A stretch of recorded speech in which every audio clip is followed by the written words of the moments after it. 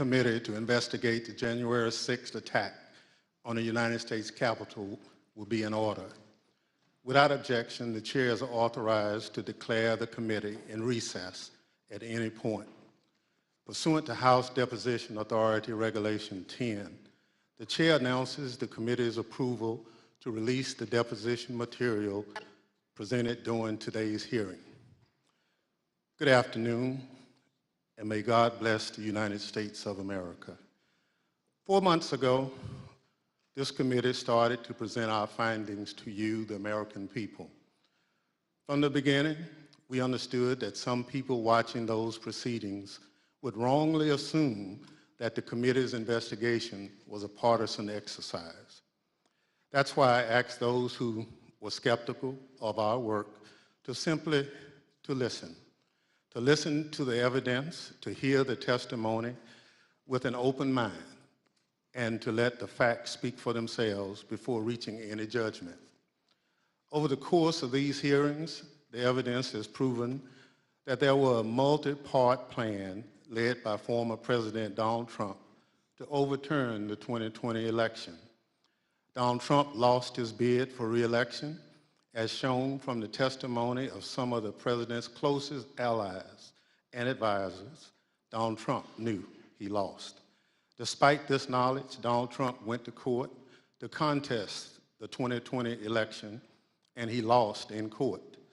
The Electoral College met and declared Joe Biden the winner, yet Donald Trump continued to pull out all the stops in his attempt to stay in power. What Donald Trump proceeded to do after the 2020 election is something no president has done before in our country. In a staggering betrayal of his oath, Donald Trump attempted a plan that led to an attack on a pillar of our democracy. It's still hard to believe. But the facts and testimony are clear, consistent, and undisputed. How do we know this? How have we been able to present such a clear picture of what took place? Because of the testimony we've heard and that we have presented to you through these proceedings, because of the documentary evidence we've gathered and also made available directly to you, the American people. When you look back at what has come out through this committee's work, the most striking fact is that all this evidence comes almost entirely from Republicans. The evidence that has emerged did not come from Democrats or opponents of Donald Trump. Instead, look at who's written and testified and produced evidence. Who has that been? Aides who've worked loyally for Donald Trump for years, Republican state officials and legislators, Republican electors, the chairwoman of the Republican National Committee, political professionals who worked at the highest levels of the Trump campaign, Trump appointees who served in the most senior positions in the Justice Department, President Trump's staff and closest advisors in the White House, members of the President Trump's family, his own White House counsel. I've served in Congress a long time. I can tell you it's tough for any congressional investigation to obtain evidence like what we've received, least of all such a detailed view into a president's inner circle. And I want to be clear, not all these witnesses were thrilled to talk to us. Some put up quite a fight, but ultimately the vast majority cooperated with our investigation. And what we've shown you over the last 4 months has been centered on the evidence that has come overwhelmingly from Republican witnesses. So I say to you again, as I did in June, this investigation is not about politics. It's not about party. It's about the facts, plain and simple. And it's about making sure our government functions under the rule of law as our Constitution demands. Today, as in previous proceedings, my colleagues and I will present new evidence. That includes new testimony from additional Republicans who served in the Trump administration, never before seen footage of congressional leaders on January 6th working to coordinate the response to the violence and ensure the people's business went forward. New materials produced to the committee by the Secret Service, details about the ongoing threat to American democracy. Today's proceeding will also be grounded in the facts, but it won't look exactly like all our other hearings. We'll also take a step back and look at the evidence in a broader context, providing a summary of key facts we've uncovered. Facts relevant to former President Trump's state of mind, about his motivation, and about his intent. What did President Trump know? What was he told? What was his personal and substantial role in the multi-part plan to overturn the election? For those of you who've watched our prior hearings, some of this evidence will look familiar. For those of you tuning in for the first time, we'll summarize some of the most important facts, and we'll urge you to go online and watch our hearing in full. There's one more difference about today. Pursuant to the notice circulated prior to today's proceedings, we are convened today not as a hearing, but as a formal committee business meeting, so that in addition to presenting evidence, we can potentially hold a committee vote on further investigative action based upon that evidence. Before we get to that evidence, I'd recognize our distinguished Vice Chair, Ms. Cheney of Wyoming, for any opening statement she'd care to offer. Thank you very much, Mr. Chairman. Much has happened since our last public hearing on July 21st. As the Chairman mentioned, we've received new and voluminous documentation from the Secret Service, which we continue to analyze. We've received new witness testimony, including about efforts to obstruct our investigation and conceal key facts. And according to public reporting, the Department of Justice has been very active in pursuing many of the issues identified in our prior hearings. Our committee may ultimately decide to make a series of criminal referrals to the Department of Justice, but we recognize that our role is not to make decisions regarding prosecution. The preamble to our Constitution recites among its purposes to, quote, establish justice, and our nation's judiciary and our U.S. Department of Justice have that responsibility. A key element of this committee's responsibility is to propose reforms to prevent January 6th from ever happening again. We've already proposed, and the House has now passed, a bill to amend the Electoral Count Act to help ensure that no other future plots to overturn an election can succeed. And we will make further specific recommendations in our final report, based in part on the evidence you will hear today. Our hearings last summer began with an outline of President Trump's multi-part plan to overturn the 2020 presidential election. We then proceeded to demonstrate each of these elements in detail, with more than 20 hours of evidence. Today, we will see new evidence, but as the chairman said, we will also synthesize evidence you've seen before. The vast weight of evidence presented so far has shown us that the central cause of January 6th was one man, Donald Trump, whom many others followed. None of this would have happened without him. He was personally and substantially involved in all of it. Exactly how did one man cause all of this?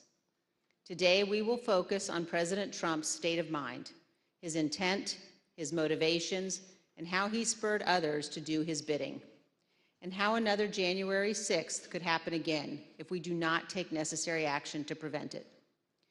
As you view our evidence today, I would suggest a focus on the following points.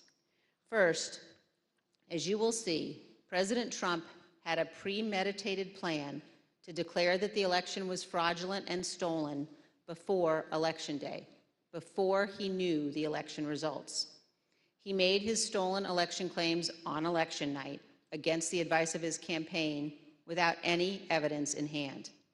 Then, over the next 2 months, he sought to find those who would help him invent and spread lies about the widespread fraud. Many of those who stepped forward to help, including Rudy Giuliani, knew they never had real evidence sufficient to change the election results. And on the evening of January 5th, they admitted they were still trying to find that phantom evidence. Of course, as a result of making intentionally false claims of election fraud, Mr. Giuliani's license to practice law has now been suspended. Second, please recognize that President Donald Trump was in a unique position, better informed about the absence of widespread election fraud than almost any other American. President Trump's own campaign experts told him that there was no evidence to support his claims. His own Justice Department appointees investigated the election fraud claims and told him point blank they were false. In mid-December 2020, President Trump's senior advisors told him the time had come to concede the election. Donald Trump knew the courts had ruled against him. He had all of this information, but still he made the conscious choice to claim fraudulently that the election was stolen, to pressure state officials to change election results, to manufacture fake electoral slates, to attempt to corrupt our Department of Justice, to summon tens of thousands of supporters to Washington. Knowing that they were angry, knowing that some of them were armed, he sent them to the Capitol. Then, as the riot was underway, he incited his supporters to further violence by publicly condemning his vice president. And then he refused for hours to disband his rioting supporters and instruct them to leave the Capitol, even when he was begged repeatedly to do so. None of this is normal or acceptable or lawful in our republic. Third, please consider today who had a hand in defeating President Trump's efforts to overturn the election. Vice President Pence, Bill Barr, Jeff Rosen, and others at the Department of Justice, state Republican officials, White House staff who blocked proposals to mobilize the military to seize voting machines and run new elections, our Capitol Police, aided by the Metropolitan Police, other federal law enforcement, and our National Guard, who arrived later in the afternoon. All of these people had a hand in stopping Donald Trump. This leads us to a key question. Why would Americans assume that our Constitution and our institutions in our republic are invulnerable to another attack? Why would we assume that those institutions will not falter next time? A key lesson of this investigation is this: our institutions only hold when men and women of good faith make them hold, regardless of the political cost. We have no guarantee that these men and women will be in place next time. Any future president inclined to attempt what Donald Trump did in 2020 has now learned not to install people who could stand in the way. And also, please consider this: the rulings of our courts are respected and obeyed because we as citizens pledge to accept and honor them. Most importantly, our president, who has a constitutional obligation to faithfully execute the laws, swears to accept them. What happens when the president disregards the court's rulings as illegitimate, when he disregards the rule of law? That, my fellow citizens, breaks our republic. Finally, as you view the evidence today, also consider this. President Trump knew from unassailable sources that his election fraud claims were false. He admitted he had lost the election. He took actions consistent with that belief. Claims that President Trump actually thought the election was stolen are not supported by fact and are not a defense. There is no defense that Donald Trump was duped or irrational. No president can defy the rule of law and act this way in a constitutional republic, period. Mr. Chairman, our nation's federal judges are sworn to do impartial justice, to preserve our Constitution and preserve our Union. Dozens of these judges have been addressing January 6th cases, and many have given us plain, unmistakable warnings about the direction of our republic. Let me read from one judge's statement given at a recent sentencing hearing. Quote, "High-ranking members of Congress and state officials who know perfectly well the claim of fraud was and is untrue, and that the election was legitimate, are so afraid of losing their power, they won't say so. It has to be crystal clear that it is not patriotism, it is not standing up for America, to stand up for one man who knows full well that he lost, instead of the Constitution he was trying to subvert. Mr. Chairman, the violence and lawlessness of January 6th was unjustifiable. But our nation cannot only punish the foot soldiers who stormed our Capitol. Those who planned to overturn our election and brought us to the point of violence must also be accountable. With every effort to excuse or justify the conduct of the former president, we chip away at the foundation of our republic. Indefensible conduct is defended, inexcusable conduct is excused. Without accountability, it all becomes normal and it will recur. So as we watch the evidence today, please consider where our nation is in its history. Consider whether we can survive for another 246 years. Most people in most places on earth have not been free. America is an exception. And America continues only because we bind ourselves to our founders' principles, to our Constitution. We recognize that some principles must be beyond politics, inviolate, and more important than any single American who has ever lived. Thank you, Mr. Chairman. I yield back. Without objections, the chair recognizes the gentlewoman from California, Ms. Lofgren, for an opening statement. Thank you, Mr. Chairman. Very shortly after the election, we begin this meeting by returning to election night, November 3rd, 2020. As the chairman noted, we've previously presented testimony about how the election results were expected to come in that night. In certain states, ballots cast by mail before Election Day would be counted only after the polls closed that evening. That meant that election results would not be known for some time.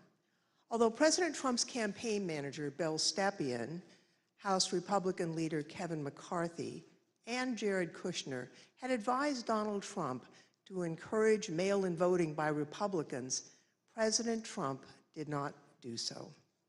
Yeah, I just remember generally, you had people arguing that we had a very, very robust get out the vote effort and that, mail-in ballots could be a good thing for us if we looked at it correctly. There was one meeting that was had in particular.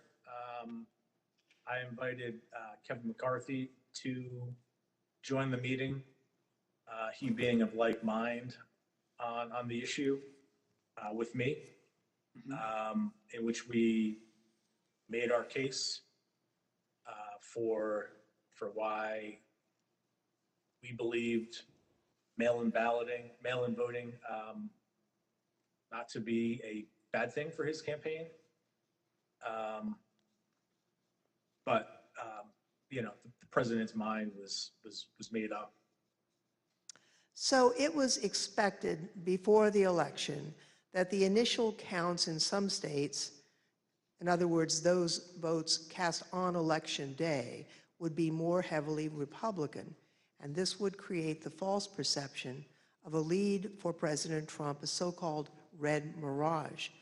But as the results of the absentee ballots that were later counted, there could be trends towards Vice President Biden as those mail-in ballots were counted. Now, on election night, Donald Trump's advisors specifically told him he didn't have a factual basis to declare victory. He should wait for the remaining ballots to be counted.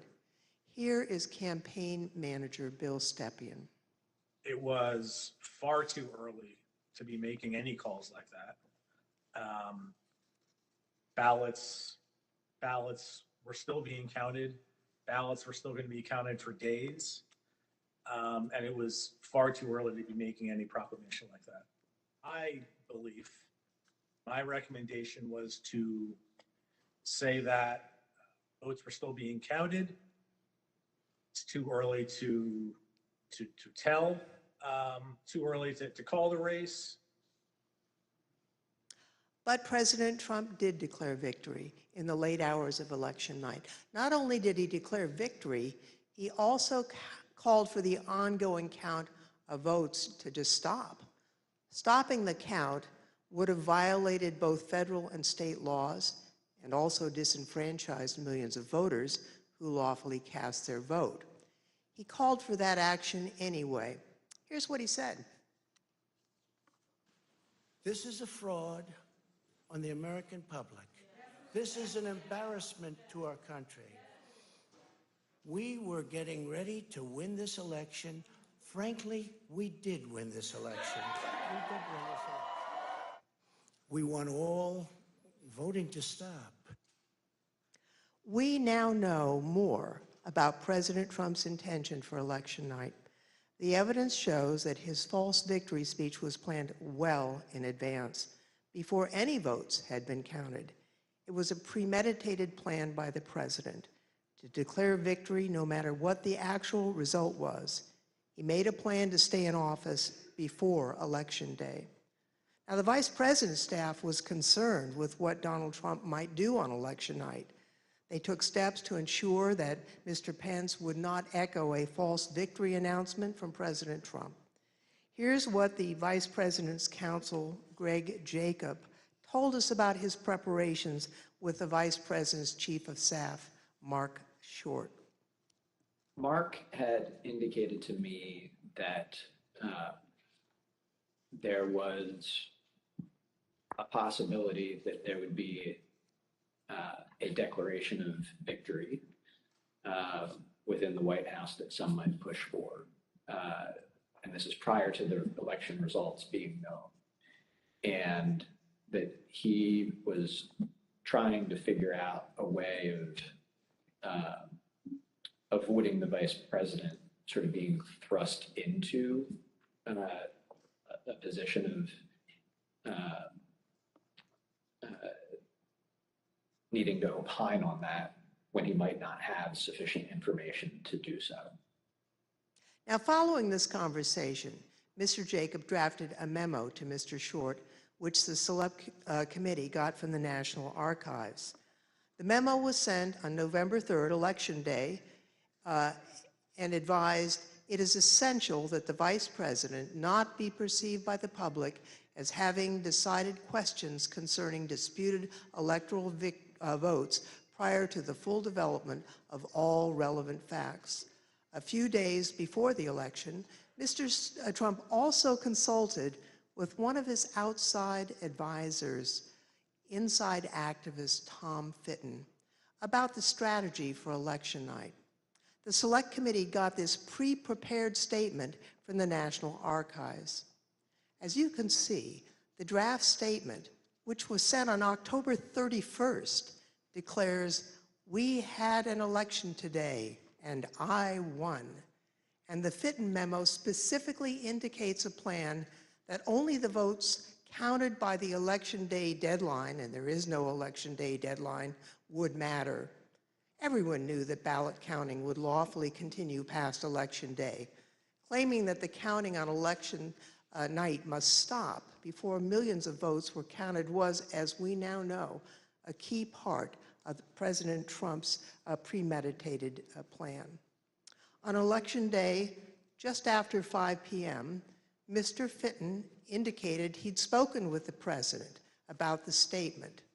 Sending along again, just talked to him about the draft below.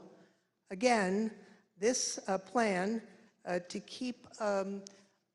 declare victory was in place before any of the results had been determined. In the course of our investigation, we also interviewed Brad Parscale, President Trump's former campaign manager. He told us he understood that President Trump planned as early as July that he would say he won the election even if he lost. And just a few days before the election, Steve Bannon, a former Trump chief White House strategist and outside advisor to President Trump, spoke to a group of his associates from China and said this. And what Trump's going to do is just declare victory, right? He's going to declare victory. But that doesn't mean he's the winner. He's just gonna say he's the winner. The Democrats, more of our people vote early that count. Theirs voted mail. And so they're gonna have a natural disadvantage, and Trump's gonna take advantage of it. That's our strategy. He's gonna declare himself a winner. So when you wake up Wednesday morning, it's gonna be a firestorm. Also, if Trump is losing by 10 or 11 o'clock at night, it's gonna be even crazier. No, because he's gonna sit right there and say they stole it. Agree. I'm directing the Attorney General to shut down all ballot places in all 50 states. It's gonna be he's not going out easy. If Biden's winning, Trump is gonna do some crazy shit. As you know, Mr. Bannon refused to testify in our investigation. He's been convicted of criminal contempt of Congress, and he's awaiting sentencing. But the evidence indicates that Mr. Bannon had advanced knowledge of Mr. Trump's intent to declare victory falsely on election night, but also that Mr. Bannon knew about Mr. Trump's planning for January 6th. Here's what Bannon said on January 5th. All hell is going to break loose tomorrow. It's all converging, and now we're on, as they say, the point of attack, right? The point of attack tomorrow. I'll tell you this. It's not going to happen like you think it's going to happen, okay? It's going to be quite extraordinarily different. And all I can say is strap in. You have made this happen, and tomorrow it's game day. So strap in. Let's get ready. Another close associate of Donald Trump apparently knew of Mr. Trump's intentions as well. Now, Roger Stone is a political operative with a reputation for dirty tricks. In November 2019, he was convicted of lying to Congress and other crimes and sentenced to more than 3 years in prison. He's also a longtime advisor to President Trump and was in communication with President Trump throughout 2020. Mr. Trump pardoned Roger Stone on December 23rd, 2020. Now, recently, the Select Committee got footage of Mr. Stone before and after the election from Danish filmmaker Christopher Gilbranson, pursuant to a subpoena. Right before the election, here's Roger Stone talking about what President Trump would do after the election. Let's just hope we're celebrating. I suspect I really do suspect it'll still be up in the air. But when that happens, the key thing to do is to claim victory. Possession is 9/10 of the law. No, we won. Fuck you. Sorry, over. We won. Yeah. You're wrong. Fuck you. ABC. I said, fuck the Lord, and let's get right to the violence. That's what I'm doing. It's no point. Time to start smashing pumpkins, if you know what I mean. Oh, yeah. The Select Committee called Mr. Stone as a witness, but he invoked his Fifth Amendment right against self-incrimination. Do you believe the violence on January 6th was justified? On the advice of counsel, I respectfully decline to answer your question on the basis of the Fifth Amendment. And Mr. Stone, did you have any role in planning for the violence on January 6th? Once again, I will assert my Fifth Amendment right to decline to answer your question. Although we don't yet have all the relevant records of Roger Stone's communications, even Stone's own social media posts acknowledge that he spoke with Donald Trump on December 27th as preparations for January 6th were underway. In this post, you can see how Roger Stone talked about his conversations with President Trump. He wrote, "I also told the president exactly how he can appoint a special counsel with full subpoena power to ensure those who are attempting to steal the 2020 election through voter fraud are charged and convicted, and to ensure Donald Trump continues as our president." As we know by now, the idea for a special counsel was not just an idle suggestion. It was something President Trump had actually tried to do earlier that month. We know that Roger Stone was at the Willard Hotel on January 5th and 6th, and we know from other witness testimony that President Trump asked his chief of staff, Mark Meadows, to speak with Roger Stone and General Michael Flynn that night. In addition to his connection to President Trump, Roger Stone maintained extensive direct connections to two groups responsible for violently attacking the Capitol, the Oath Keepers and the Proud Boys. Individuals from both of these organizations have been charged with the crime of seditious conspiracy. Now, what is seditious conspiracy? It is a conspiracy to use violent force against the United States, to oppose the lawful authority of the United States. Multiple associates of Roger Stone from both the Oath Keepers and the Proud Boys have been charged with this crime. Close associates of Roger Stone, including Joshua James, have pled guilty to this crime. We know that at least 7 Oath Keepers who have been criminally charged provided personal security for Roger Stone or were seen with him on January 6th or in the weeks leading up to January 6th. For example, Joshua James, the leader of the Alabama Oath Keepers, provided security for Roger Stone and was with him on January 5th. This is the picture of the two together on January 5th. James entered the Capitol on January 6th. He assaulted a police officer. Earlier this year, he pled guilty to seditious conspiracy and obstruction of Congress. Another example is the married couple, Kelly and Connie Meggs. Now, Kelly Meggs was the leader of the Florida chapter of the Oath Keepers. Both he and his wife provided security for Roger Stone, and both are charged with leading a military-style stack attack of Oath Keepers, attacking the Capitol on January 6th. Perhaps even more disturbing is Roger Stone's close association with Enrique Tarrio, the national chairman of the Proud Boys. Roger Stone's connection with Enrique Tarrio and the Proud Boys is well documented by video evidence with phone records the Select Committee has obtained. Tarrio, along with other Proud Boys, has been charged with multiple crimes concerning the attack on January 6th, including seditious conspiracy. During the attack, Tarrio sent a message to other Proud Boys claiming, "We did that." He also visited the White House on December 12th. Later that day, he posted a disturbing video claiming credit for the attack. This video, posted on January 6th, was apparently created prior to the attack. This big lie, President Trump's effort to convince Americans that he had won the 2020 election, began before the election results even came in. It was intentional, it was premeditated, it was not based on election results or any evidence of actual fraud affecting the results or any actual problems with voting machines.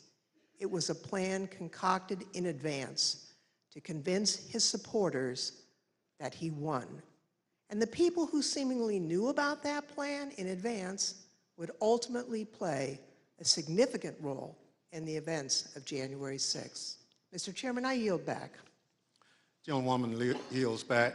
The chair recognizes the gentleman from Illinois, Mr. Kinzinger, for an opening statement. Thank you, Mr. Chairman. Very shortly after the election, the Trump campaign recognized that they had likely lost the election, and they informed Donald Trump of that fact. Even before the networks called the race for President Biden on November 7th, his chances of pulling out a victory were virtually non-existent, and President Trump knew it. Do you know if anybody ever told the president that he had lost and that there wasn't a chance of him winning? I know that the president, when the networks called it, of course, he was informed about the network decision. That afternoon, at some point, myself and a handful of other folks went over and sat down with the president and communicated that the odds of us prevailing in legal challenges were very small. You know, after the election, as of November 7th, in your judgment, what were the chances of President Trump winning the election? After that point? Yes. None. At times, President Trump acknowledged the reality of his loss. Although he publicly claimed that he had won the election, privately he admitted that Joe Biden would take over as president. Here's a few examples of that. So we're in the Oval and there's a discussion going on.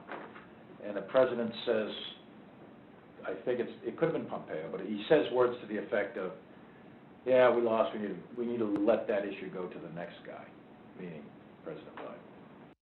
I remember maybe a week after the election was called, I popped into the Oval just to like give the president the headlines and see how he was doing. And he was looking at the TV and he said, "Can you believe I lost to this effing guy?" Mark raised it with me on the 18th. And so following that conversation, we're the motorcade ride driving back to the White House.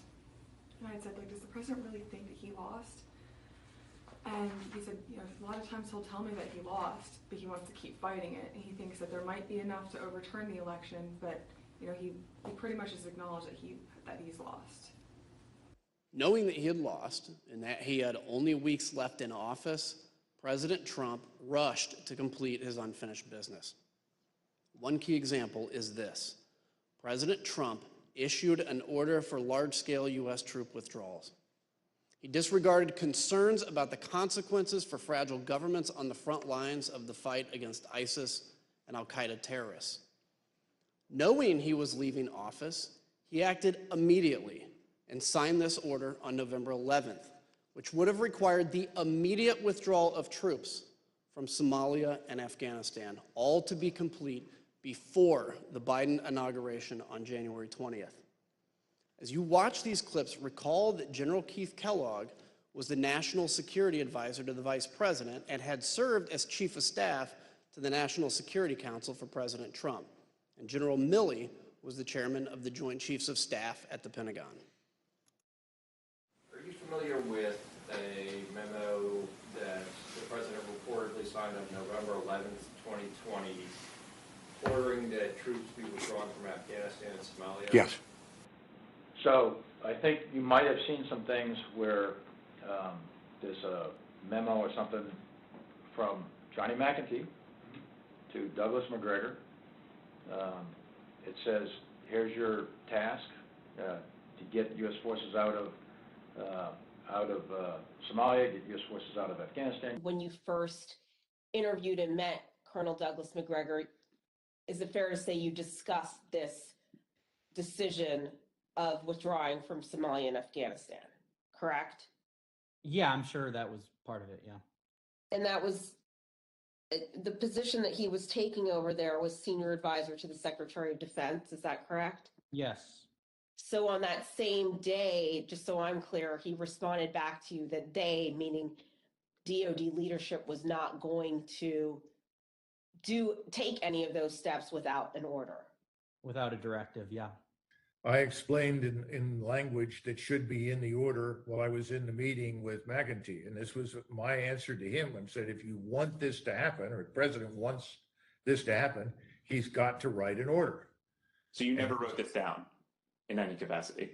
I sketched on a piece of paper for him some key statements. The president directs. This is,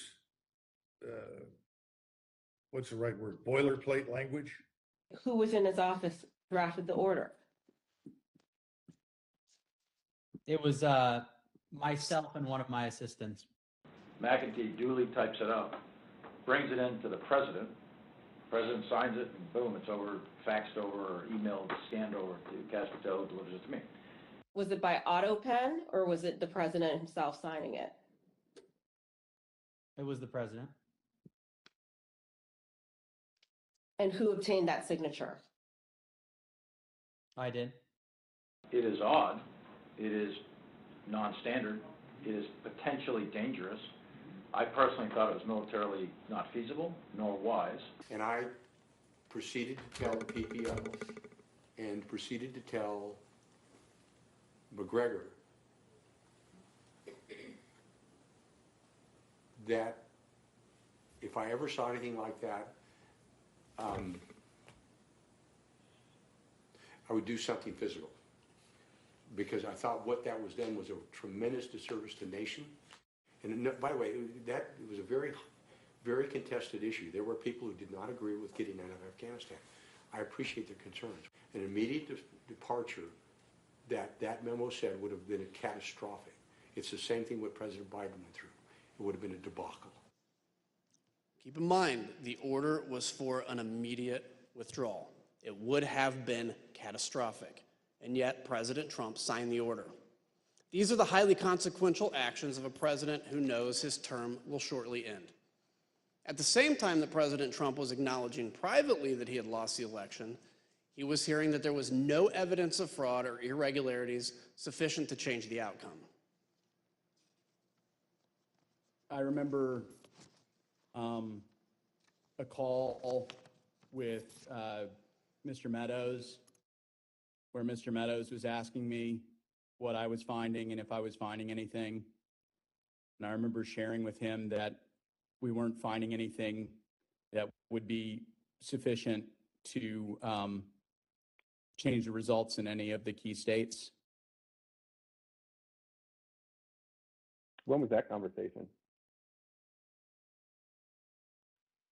Probably in November, mid to late November. I think it was before my child was born. And what was Mr. Meadows' reaction to that information?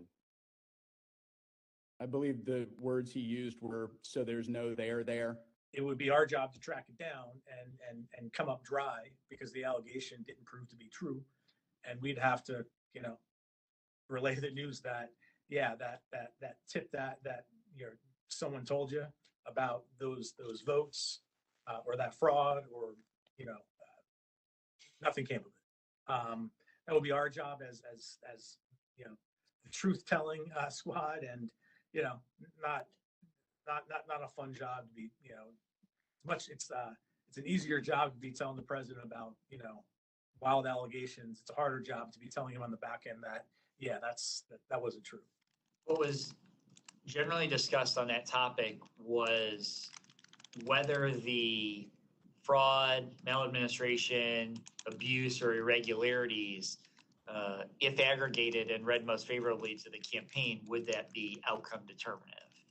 And I think everyone's assessment in the room, at least amongst the staff, Mark Short, myself, and Greg Jacob, was that it was not sufficient to be outcome determinative.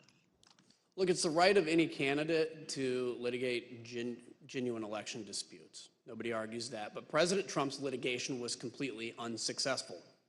In our past hearings, we told you that the committee had identified a total of 62 election lawsuits filed by the Trump campaign and its allies between November 4th and January 6th of 2021.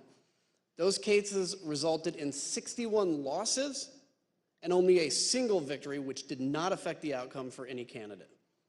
The claims were not supported by any sufficient evidence of fraud or irregularities. In fact, they were baseless, as judges repeatedly recognized. In none of these 62 cases was President Trump able to establish any viable claims of election fraud sufficient to overturn the results of the election. In those hearings, we shared with you the words used by judges around the country in rejecting the Trump campaign's claims. It's strong language criticizing the lack of evidentiary support for the claims of election fraud in those lawsuits. For example, a federal appeals court in Pennsylvania wrote, quote, "Charges require specific allegations and proof. We have neither here." A federal judge in Wisconsin wrote, quote, "The court has allowed the former president the chance to make his case, and he has lost on the merits."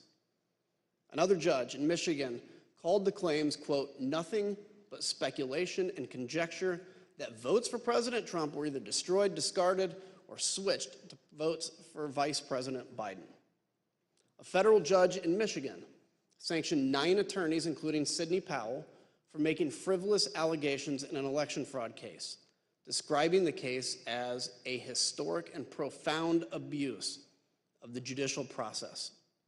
Recently, a group of distinguished Republican election lawyers, former judges, and elected officials issued a report confirming the findings of the courts.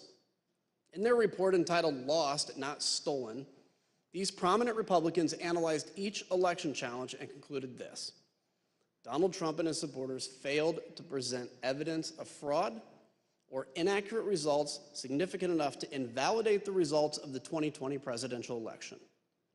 On December 11th, Trump's allies lost a lawsuit in the U.S. Supreme Court that he regarded as his last chance at success in the courts. A newly obtained Secret Service message from that day shows how angry President Trump was about the outcome. Quote, "Just FYI, POTUS is pissed. Breaking news, Supreme Court denied his lawsuit. He is livid now." Cassidy Hutchison, an aide to Chief of Staff Mark Meadows, was present for that conversation and described it in this way. This is the day that the Supreme Court had rejected that case. Mr. Meadows and I were in the White House residence at a Christmas reception. And as we were walking back from the Christmas reception that evening, the president was walking out of the Oval Office, so we crossed paths in the Rose Garden Colonnade. The president was fired up about the Supreme Court decision. And so I was standing next to Mr. Meadows, but I stepped back, so I was probably 2-3 feet catty corner from him, diagonal from him. The president's just raging about the decision and how it's wrong and why didn't we make more calls, and just his typical anger outburst at this decision. And the president said, he had said something to the effect of, "I don't want people to know we lost, Mark. This is embarrassing. Figure it out. We need to figure it out. I don't want people to know that we lost." Our country is a country of laws where every person, including the president, must follow the law and respect the judgment of our courts. President Trump's closest advisors held that view both then and now. Well, do you believe the president should abide by the rulings of the courts? Oh, yes, we should all comply with the law at all times to the best of our ability, every one of us. So once the courts had ruled and the Electoral College had met, the election was over in your view? Yes, I think I've said previously that when the vice president made the certification and the litigation was complete, it was complete. When the Electoral College met on the 14th? Yes, as of December 14th, is that right? I think that's the right date, yes. I assume, Pat, that you would agree the president is obligated to abide by the rulings of the courts. Of course.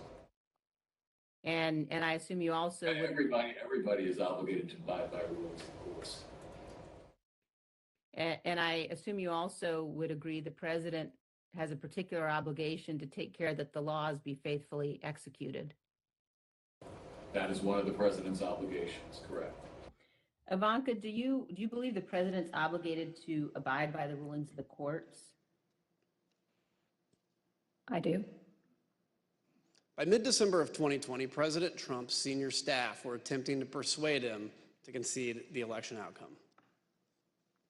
But if your question is that I believe he should concede the election at a point in time, yes, I did. December 14th was the day that the states certified their votes and sent them to Congress. And in my view, that was the end of the matter. I didn't see, I thought that this would lead inexorably to a new administration. I told him that my personal viewpoint was that the Electoral College had met, which is the system that our country is set under to elect a president and vice president. And I believed at that point that the means for him to pursue litigation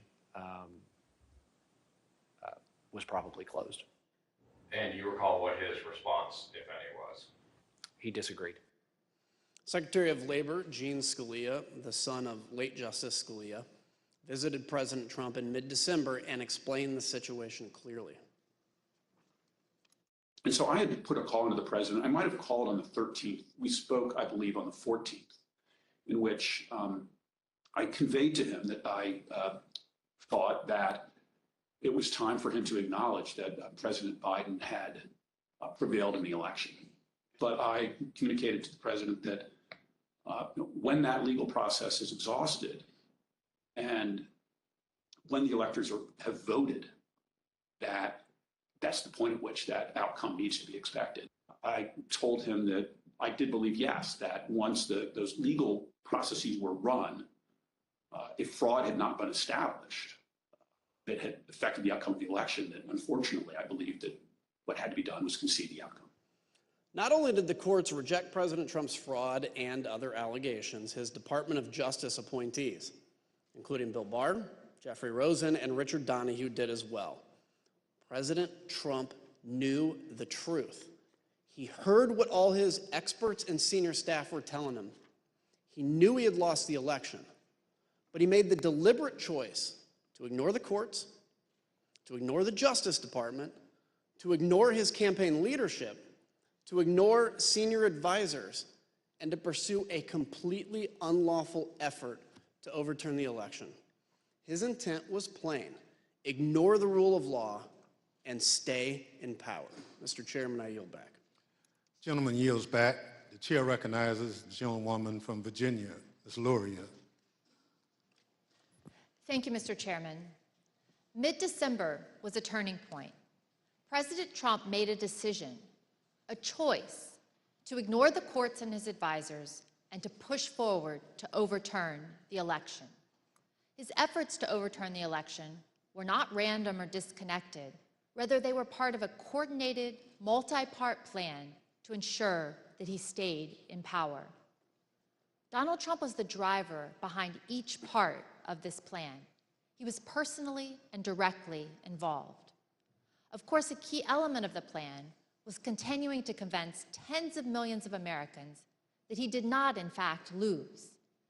Again, he did this even though his own campaign advisors and his Justice Department officials told him his claims of fraud were wrong. In this video, you'll see that even when top law enforcement officials told the president his election fraud claims were false, he still repeated the claims in the days and weeks that followed. Sometimes, even the very next day. I specifically raised the Dominion voting machines, which I found to be among the most disturbing allegations. Disturbing in the sense that I saw absolutely zero basis for the allegations. I told them that it was crazy stuff, and they were wasting their time on that, and it was doing a grave disservice to the country. We have a company that's very suspect. Its name is Dominion. With the turn of a dial or the change of a chip, you can press a button for Trump and the vote goes to Biden. What kind of a system is this? We definitely talked about Antrim County again. That was sort of done at that point because the hand recount had been done and all of that. But we cited back to that to say, you know, this is an example of what people are telling you and what's being filed in some of these court filings that are just not supported by the evidence. And this is the problem. The problem is people keep telling you these things and they turn out not to be true. In addition, there is the highly troubling matter of Dominion voting systems. In one Michigan county alone, 6,000 votes were switched from Trump to Biden, and the same systems are used in the majority of states in our country. I went into this and would, tell them how crazy some of these allegations were and how ridiculous some of them were. I'm talking about some of them like, more absentee votes were cast in Pennsylvania than there were absentee ballots requests. Stuff like that was just easy to blow up. There was never an indication of interest in what the actual facts were. There were more votes than there were voters. Think of that. You had more votes than you had voters. That's an easy one to figure. And it's by the thousands. Then he raised the big vote dump, as he called it, in Detroit. And that, he said people saw boxes coming into the counting station at all hours of the morning. And I said, Mr. President, there are 630 precincts in Detroit, and unlike elsewhere in the state, they centralized the counting process, so they're not counted in each precinct. They're moved to counting stations, and so the normal process would involve boxes coming in at all different hours. This is Michigan. at 6:31 in the morning, a vote dump of 149,772 votes came in unexpectedly. With regard to Georgia, we looked at the tape, we interviewed the witnesses. There is no suitcase. The president kept fixating on this suitcase that supposedly had fraudulent ballots and that the suitcase was rolled out from under the table. And I said, no, sir, there is no suitcase. You can watch that video over and over. There is no suitcase. There is a wheeled bin where they carry the ballots, and that's just how they move ballots around that facility. There's nothing suspicious about that at all. Election officials pull boxes, Democrats, and suitcases of ballots out from under a table. You all saw it on television. Totally fraudulent.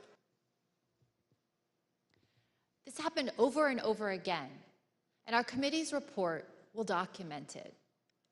Purposeful lies made in public directly at odds with what Donald Trump knew from unassailable sources, the Justice Department's own investigations and his own campaign. Donald Trump maliciously repeated this nonsense to a wide audience over and over again. His intent was to deceive. President Trump's plan also involved trying to coerce government officials to change the election outcome in the states he lost. He personally reached out to numerous state officials and pressured them to take unlawful steps to alter the election results in those states. These actions, taken directly by the president himself, made it clear what his intentions were: to prevent the orderly transfer of power. We all recall, for example, President Trump's tape-recorded call with Georgia Secretary of State Brad Raffensperger. At the time this call occurred, President Trump had already been told repeatedly by the U.S. Justice Department, by his campaign, and by his advisors that his allegations of fraud in Georgia were false. So, look, all I want to do is this. I just want to find 11,780 votes, which is one more than we have, because we won the state. Look, we need only 11,000 votes. We have far more than that as it stands now. We'll have more and more. So what are we going to do here, folks? I only need 11,000 votes. Fellas, I need 11,000 votes. Give me a break. I just want to find 11,780 votes. That's an extraordinary demand by the president, especially since he already knew from the Justice Department there was no genuine basis for this request. No one could think it would be legal for the Secretary of State to simply find the votes the president needed in order to win. Secretary Raffensperger told the president the truth, that he lost the election in Georgia. But President Trump did not accept that answer. Instead, he suggested that Secretary Raffensperger himself might be prosecuted. That's a criminal offense. And you can't let that happen. That's a big risk to you and to Ryan, your lawyer. That's a big risk. We know that President Trump's White House advisors reacted negatively. Immediately after the call, Cassidy Hutchinson had a conversation with Chief of Staff Mark Meadows. I remember looking at Mark and I said, Mark, you can't possibly think we're going to pull this off. Like, that call was crazy. And he looked at me and just started shaking his head and he was like, no, Cass, he knows it's over. He knows he lost, but we're going to keep trying. There's some good options out there still. We're going to keep trying. This call and other related activity is now the focus of an ongoing criminal investigation in Fulton County, Georgia. And Georgia is not the only state where President Trump tried to pressure state officials to change the results. He also attempted to pressure state officials in Arizona, Pennsylvania, and Michigan to change the results in those states as well. While President Trump was pressuring state officials, he was also trying to use the Department of Justice to change the election result. His top officials told him that there was no evidence to support his claims of fraud, but he didn't care. As he told them, just say the election was corrupt and leave the rest to me and the Republican congressmen. When these officials would not do what he said, President Trump embarked in an effort to install Jeff Clark as acting Attorney General, solely because he would do what others in the department would not do. We know that Trump was doing so for a specific purpose, so Clark could corruptly employ the Justice Department's authority to help persuade the states to flip electoral votes. For example, when Richard Donahue and Jeff Rosen, both appointed by President Trump, learned of Mr. Clark's proposal, here's why they said they forcefully rejected it. And I recall toward the end saying, what you're proposing is nothing less than the United States Justice Department meddling in the outcome of a presidential election. But more importantly, this was not based on fact. This was actually contrary to the facts as developed by department investigations over the last several weeks and months. So I responded to that, and for the department to insert itself into the political process this way, I think would have had grave consequences for the country. It may very well have spiraled us into a constitutional crisis. We know from our investigation that President Trump offered Jeff Clark the position of acting Attorney General, and that Jeff Clark had decided to accept it. The only reason this ultimately did not happen is that the White House counsel and a number of Justice Department officials confronted the president in the Oval Office and threatened mass resignations.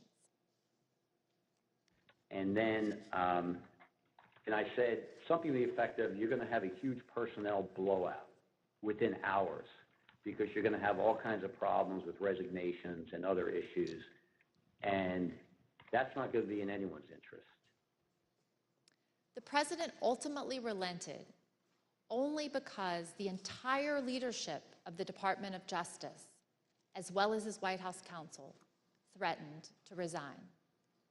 Mr. Chairman, I yield back. Gentlewoman yields back. The chair recognizes the gentlewoman from Florida, Mrs. Murphy, for an opening statement. Thank you, Mr. Chairman.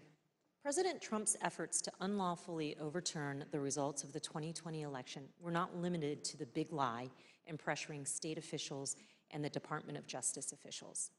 Another key part of the president's effort was a scheme to assemble fake electors to cast false electoral votes in the states that President Trump lost.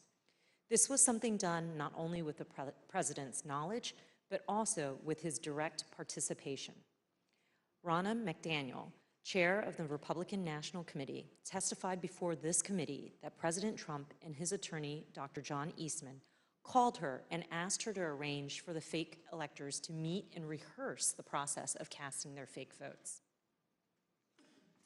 When I received the call, again, I don't remember the exact date. It was from the White House switchboard, and it was President Trump who had contacted me. And did President Trump have anyone else on the line with him? He introduced me to a gentleman named John Eastman.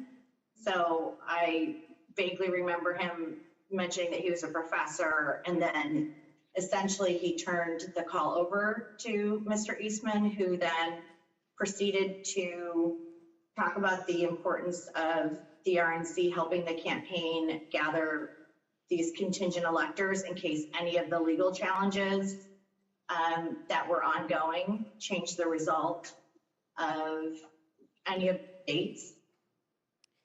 These fake electors were ultimately part of the president's plan to replace genuine Biden electors with Trump electors on January 6th. As part of this plan, the false electoral slates were sent to the National Archives and to the Capitol. The fake electors plan was also tied to another plan, the coercive pressure campaign to make Vice President Mike Pence reject or refuse to count certain Biden electoral votes so that President Donald Trump would, quote, win re-election instead. Here is what Vice President Pence has said about this scheme. President Trump said I had the right to overturn the election. But President Trump is wrong. I had no right to overturn the election. The presidency belongs to the American people and the American people alone. And frankly, there is no idea more un-American than the notion that any one person could choose the American president. Make no mistake, President Trump knew that what he was demanding Vice President Pence do was illegal. He was informed of this repeatedly, and specifically on January 4th. Even his lawyer, John Eastman, admitted in front of President Trump that this plan would break the law by violating the Electoral Count Act.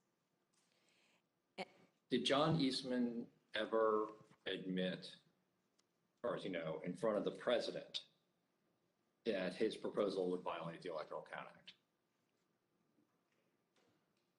Act? I believe he did on the 4th. And Dr. Eastman confirmed this in writing. Recall this email written on January 6, in which Vice President Pence's counsel asked Dr. Eastman, "Did you advise the president that in your professional judgment, the vice president does not have power to decide things unilaterally?" Dr. Eastman replied, "He's been so advised." Of course, President Trump's own White House counsel, Pat Cipollone, also recognized that this plan was unlawful. Here is Mr. Cipollone's testimony. My view is that the vice president didn't have the legal authority to do anything except what he did. There is no doubt that President Trump's pressure campaign on Vice President Pence was significant.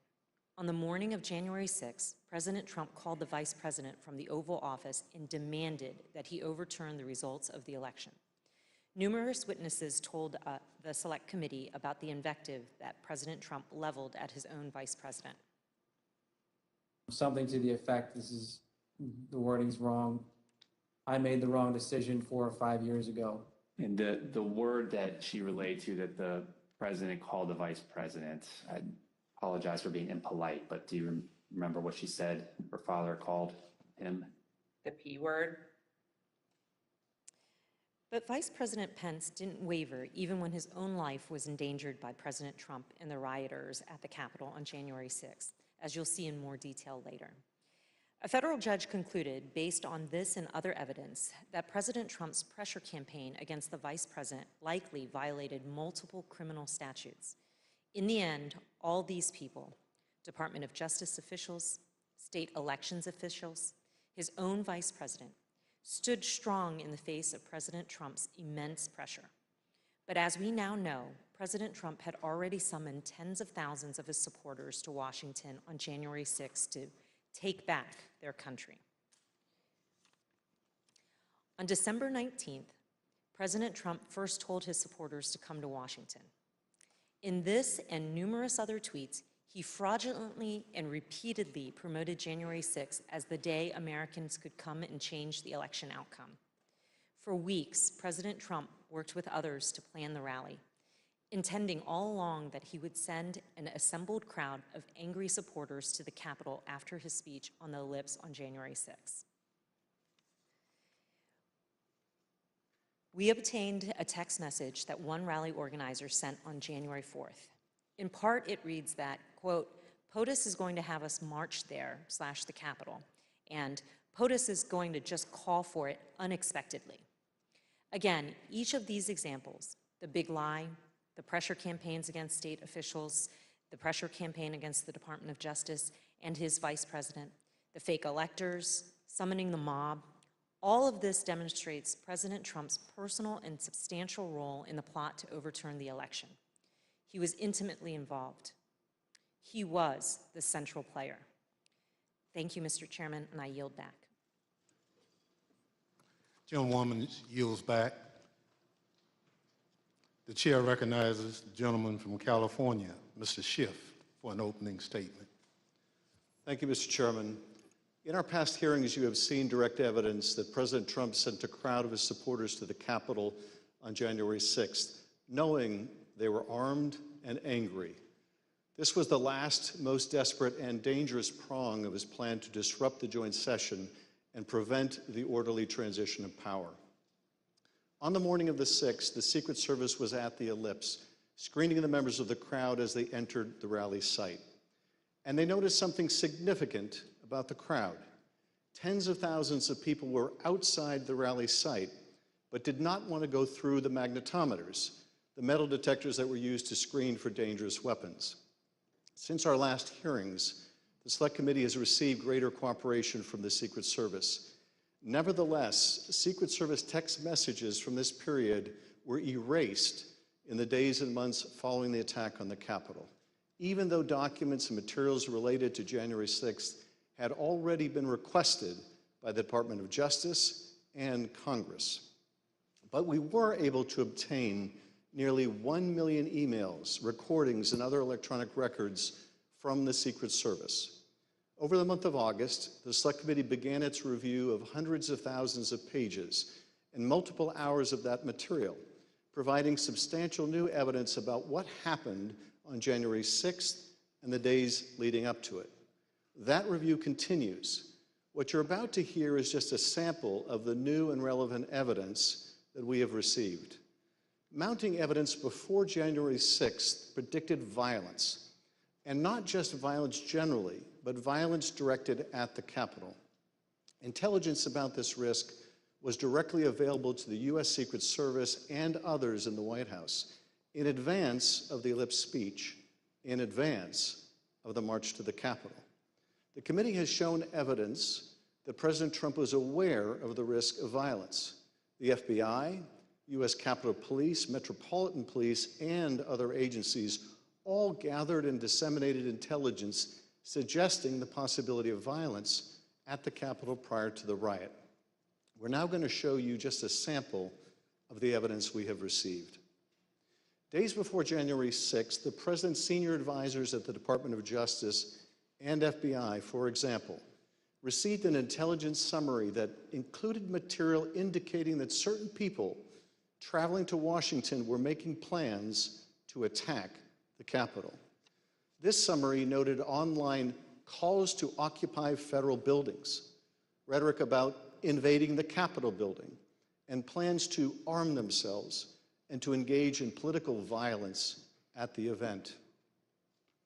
Other agencies were also hearing predictions suggesting possible violence at the Capitol. On a call with President Trump's White House National Security Staff in early January 2021, Deputy Secretary of Defense David Norquist had warned about the potential that the Capitol would be the target of the attack. Here's General Mark Milley, who was also present for this call, describing Deputy Secretary Norquist's warning. So during these calls, I only remember it in hindsight because he was almost like clairvoyant. Norquist says during one of these calls, the greatest threat is a direct assault on the Capitol. I'll never forget it. This email, for example, was an alert that the Secret Service received on December 24th with the heading, "Armed and Ready, Mr. President." According to the intelligence, multiple users online were targeting members of Congress, instructing others to march into the chambers on January 6th and make sure they know who to fear. In this report, received on December 26th, the Secret Service field office relayed a tip that had been received by the FBI. According to the source of the tip, the Proud Boys plan to march armed into D.C. They think that they will have a large enough group to march into D.C. armed, the source reported, and will outnumber the police so they can't be stopped. The source went on to say, their plan is to literally kill people. Please take this tip seriously and investigate further. The source also made clear that the Proud Boys had detailed their plans on multiple websites, like the Donald.win. Let's pause here. The Secret Service had advance information more than 10 days beforehand regarding the Proud Boys' planning for January 6th. We know now, of course, that the Proud Boys and others did lead the assault on our Capitol building. On December 31st, agents circulated intelligence reports that President Trump's supporters have proposed a movement to occupy Capitol Hill. In particular, they flagged spikes in violent hashtags like "We Are the Storm," 1776 Rebel, and Occupy Capitals.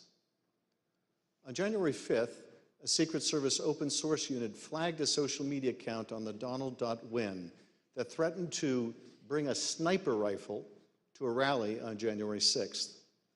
The user also posted a picture of a handgun and rifle with the caption, "Sunday Gun Day, providing Overwatch January 6th will be wild."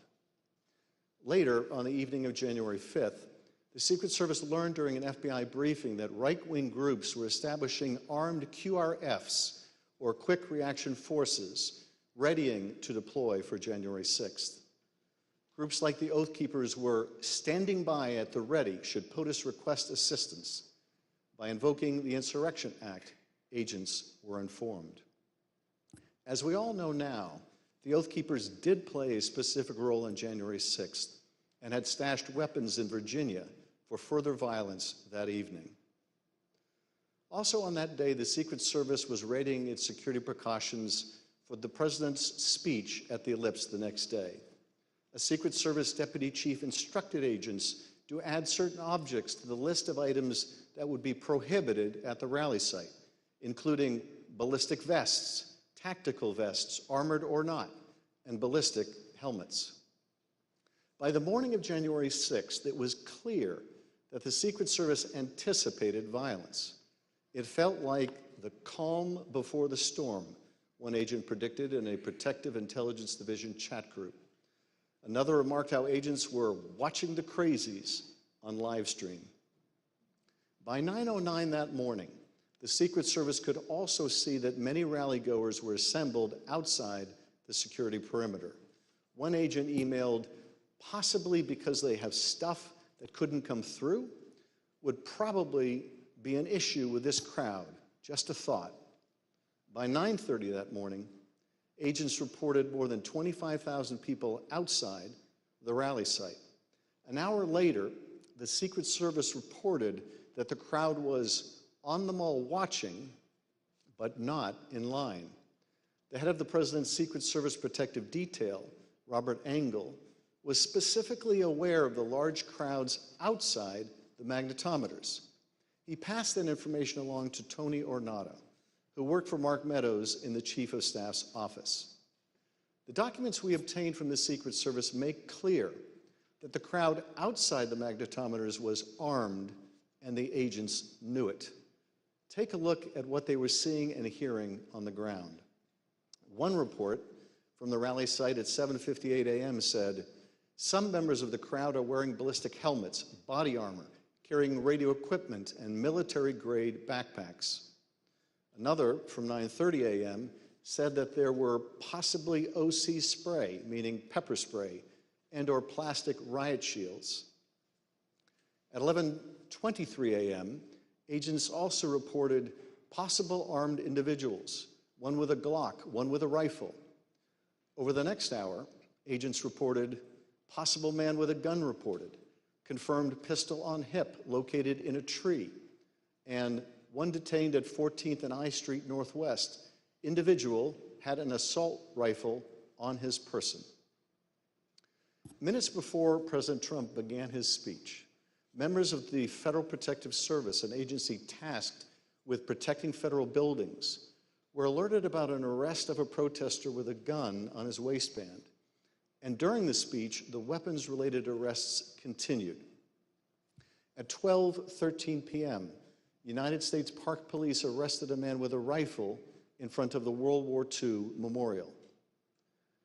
These agents remarked on the number of weapons that had been seized that day, speculating that the situation could get worse.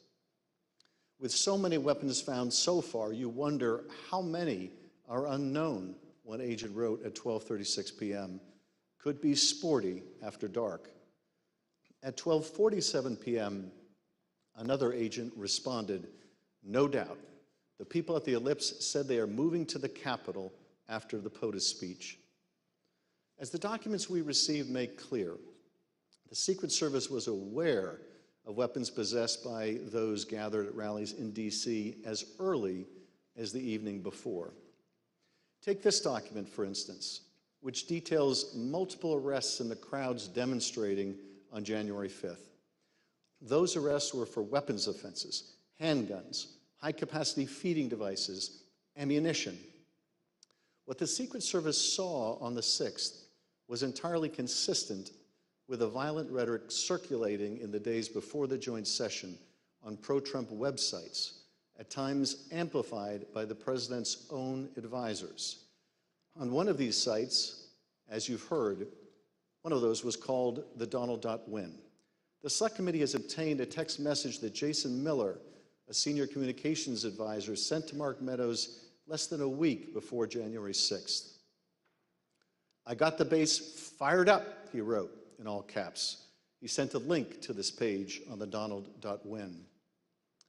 The linked web page had comments about the joint session of Congress on January 6th. Take a look at some of those comments. "Gallows don't require electricity. If the filthy commie maggots try to push their fraud through, there will be hell to pay. Our lawmakers in Congress can leave one of two ways. One, in a body bag. Two, after rightfully certifying Trump the winner." Mr. Miller claimed that he had no idea about the hundreds of comments like these in the link that he sent to Mark Meadows. If I had seen something like that, I probably would have flipped it to someone at the White House. Or if I had seen something of that nature, I would have said, we got to flag this for Secret Service or something of that nature. But the Trump administration was aware of this type of violent rhetoric prior to January 6th. In fact, as we have seen, the Secret Service and other agencies knew of the prospect of violence well in advance of the president's speech at the Ellipse. Despite this, certain White House and Secret Service witnesses previously testified that they had received no intelligence about violence that could have potentially threatened any of the protectees on January 6th, including the vice president. Evidence strongly suggests that this testimony is not credible, and the committee is reviewing additional material from the Secret Service and other sources.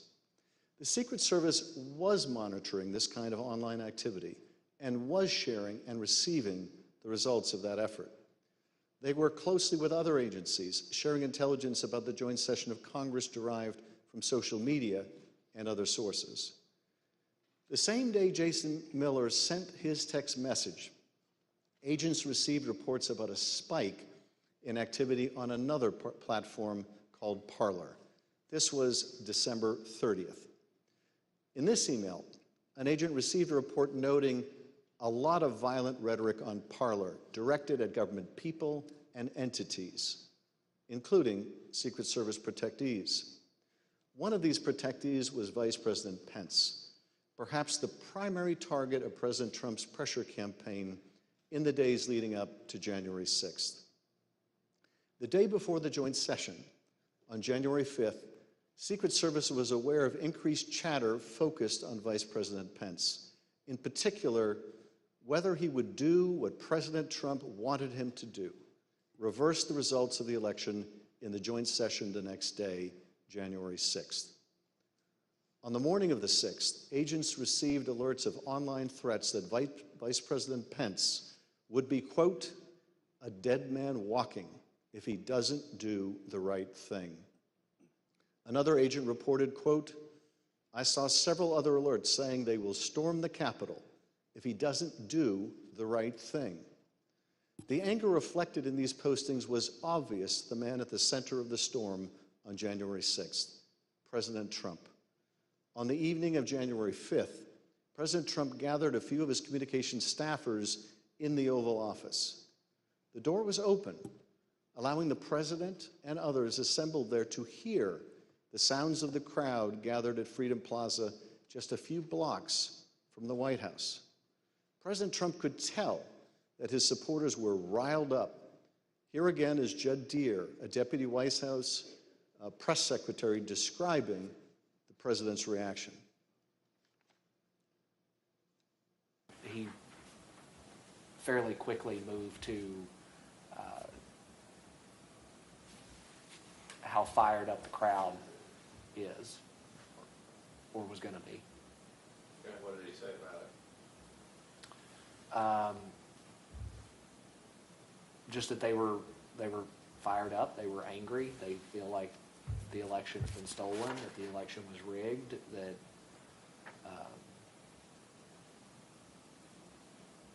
we went on and on about that for a little bit. Yes, the president knew the crowd was angry because he had stoked that anger. He knew that they believed that the election had been rigged and stolen because he had told them falsely that it had been rigged and stolen. And by the time he incited that angry mob to march on the Capitol, he knew they were armed and dangerous. All the better to stop the peaceful transfer of power. Mr. Chairman, I yield back. Gentleman yields back. At this point in our meeting, we'll take a brief recess. Pursuant to the order of the committee of today, the chair declares the committee in recess for a period of approximately 10 minutes.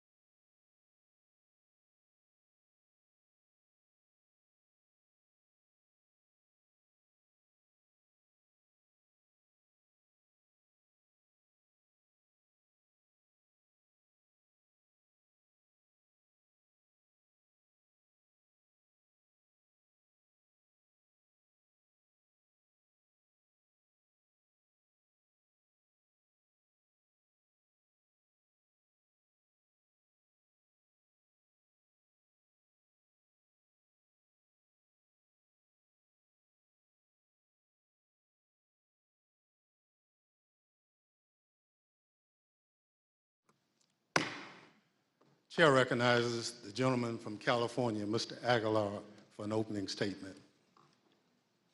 Thank you, Mr. Chairman. In the morning of January 6th, President Trump knew that the crowd was angry. He knew that they were armed and dangerous, and he knew that they were going to the Capitol.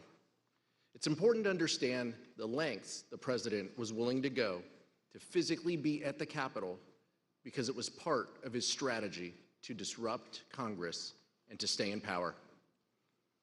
As the time for the Ellipse rally approached, an email was circulated among intelligence officials, including Secret Service intelligence official, attaching communications among rallygoers that specifically contemplated violence.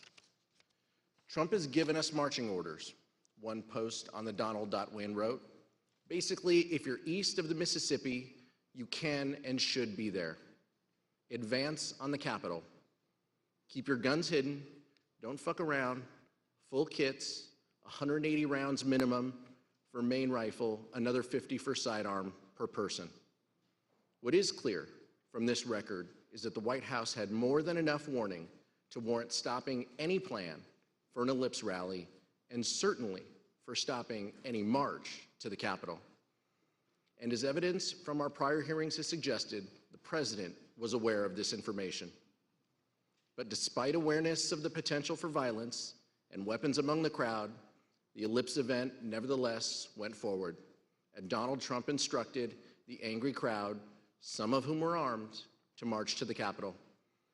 As my colleague Mr. Schiff just described, the Secret Service reported that thousands in the crowd near the Washington Monument would not enter the rally area because magnetometers used in screening attendees would detect any prohibited items they carried. Mr. Trump knew this. His Secret Service had told him about it that morning. Even in spite of these warnings, Cassidy Hutchinson overheard the president say this shortly before he took stage. He wanted it full, and he was angry that we weren't letting people through the mags with weapons, what the Secret Service deemed as weapons and our weapons. I was in the vicinity of a conversation where I overheard the president say something to the effect of, you know, I don't effing care that they have weapons. They're not here to hurt me. Take the effing mags away. Let my people in. They can march to the Capitol from here. Let the people in. Take the effing mags away. And when he went on stage, President Trump himself asked law enforcement to let his supporters in the rally site. And I'd love to have, if those tens of thousands of people would be allowed, the military, the Secret Service, and we want to thank you, and the police, law enforcement, great, you're doing a great job. But I'd love it if they could be allowed to come up here with us. Is that possible? Can you just let them come up, please? President Trump then told his supporters to march to the Capitol. Let's pause at this point to consider President Trump's state of mind, his motivation at this moment. By that point, it was known to Secret Service that members of the crowd were armed. President Trump had been told, and there was no doubt that President Trump knew what he was going to do, sending an angry mob, a number of whom were clad in tactical gear and military garb, armed with various weapons, to the Capitol. There's no scenario where that action is benign. And there's no scenario where an American president should have engaged in that conduct. It did not matter whether President Trump believed the election had been stolen or not. This could not be justified on any basis for any reason. You may also recall testimony from our summer hearings regarding Mr. Trump's efforts to lead the mob to the Capitol himself in his angry altercation in the presidential SUV when the Secret Service told him it was far too dangerous for him to go. As we detailed in testimony from the Metropolitan Police and White House personnel during our July 21st hearing, information about the altercation was widely known. So widely known that one former White House employee with national security responsibilities explained that this information was in fact water cooler talk in the White House complex. As that professional told us, they remember hearing in the days after January 6th how angry the president was when he was in a limo that afternoon. That professional also testified that they were specifically informed of the president's irate behavior in the SUV by Mr. Ornato in Mr. Ornato's office. It was Mr. Engel with Mr. Ornato in that office. They'd expressed to me that the president was irate, on the drive up. Mr. Engel did not deny the fact that the president was irate. That, of course, corresponds closely with the testimony you saw this summer from Cassidy Hutchinson, a Metropolitan Police officer who was in the motorcade, and from multiple sources. Additionally, after concluding its review of the voluminous additional Secret Service communications from January 5th and January 6th, the committee will be recalling witnesses and conducting further investigative depositions based on that material. Following that activity, we will provide even greater detail in our final report. And I will also note this. The committee is reviewing testimony regarding potential obstruction on this issue, including testimony about advice given not to tell the committee about this specific topic. We will address this matter in our report. We also want to remind you now of how security professionals working in the White House complex and who reported to national security officials responded when they learned that Mr. Trump intended to lead the mob to the Capitol. To be completely honest, we were all in a state of shock. Because why? Because it just, one, I think the actual physical feasibility of doing it, and then also we all knew what that implicated and what that meant, that this was no longer a rally, that this was going to move to something else if he physically walked to the Capitol. I don't know if you want to use the word insurrection, coup, whatever. We all knew that this would move from a normal, democratic, public event into something else. Why were we alarmed? Right. The president wanted to lead tens of thousands of people to the Capitol. I think that was enough grounds for us to be alarmed. President Trump was still considering traveling to the Capitol even after returning to the White House. He knew well before 2 p.m. that a violent riot was underway at the Capitol. He was aware of the ongoing lawlessness, but his motorcade was held on West Executive Avenue outside the White House because he still wanted to join the crowd. Here's Kayleigh McEnany, the White House press secretary, describing an exchange she had with the president as soon as he arrived back at the White House. So to the best of my recollection, I recall him being, saying that he wanted to physically walk and be a part of the march, and then saying that he would ride the beast if he needed to, ride in the presidential limo. From the Secret Service, the Select Committee has also obtained important new evidence on this issue. It shows how frantic this hour must have been for the Secret Service, scrambling to get the President of the United States to back down from a dangerous and reckless decision that put people in harm's way. Take a look at the Secret Service email from 1:19 p.m. on January 6th, the minute that President Trump got out of the presidential vehicle back at the White House. As soon as the president left his motorcade, leadership from the Secret Service contacted Bobby Engel, the lead agent for the presidential detail, and warned him that they were, quote, concerned about an OTR, an off-the-record movement, to the Capitol. The people sworn to protect the safety of the President of the United States and who routinely put themselves in harm's way were convinced that this was a bad idea. Secret Service documents also reveal how agents were poised to take President Trump to the Capitol later that afternoon. Agents were instructed to don their protective gear and prepare for a movement. A few minutes later, they were told the president would leave for the Capitol in 2 hours. It wasn't until 1:55 p.m. that the president's lead Secret Service agent told them to stand down. We are not doing an OTR to the Capitol. By then, rioters had breached the Capitol and were violently attacking the efforts of the brave men and women in law enforcement trying to resist the mob. President Trump may not have gone to the Capitol on January 6th, but what he did from the White House cannot be justified. While congressional leaders, both Democrats and Republicans, worked with Vice President Pence to try and address the violence, President Trump refused urgent pleas for help from nearly everyone around him. And what he did do only made the situation worse. Mr. Chairman, I yield back. The gentleman yields back. The chair recognizes the gentleman from Maryland, Mr. Raskin, for an opening statement. Thank you, Mr. Chairman. The president was still exhorting his supporters at the Ellipse to go fight like hell at 12:50, around the time that the first wave of rioters first breached barricades defending the Capitol. Secret Service documents we recently received give a timeline of precisely what the White House knew and when. At 1:19, the President's Emergency Operations Center sent an email to Secret Service, national security, and military advisors to the President and Vice President, informing them that, quote, hundreds of Trump supporters stormed through metal barricades at the back of the Capitol building about 1 p.m. Wednesday, running past security guards and breaking fences. When the President returned to the White House around 1:20, he entered the Oval Office and was told right then about the onset of violence at the Capitol. From that point until approximately 4 p.m., over the next 2 hours and 40 minutes, the President stayed in the White House dining room, attached to the Oval Office, and watched this unprecedented assault take place at the Capitol.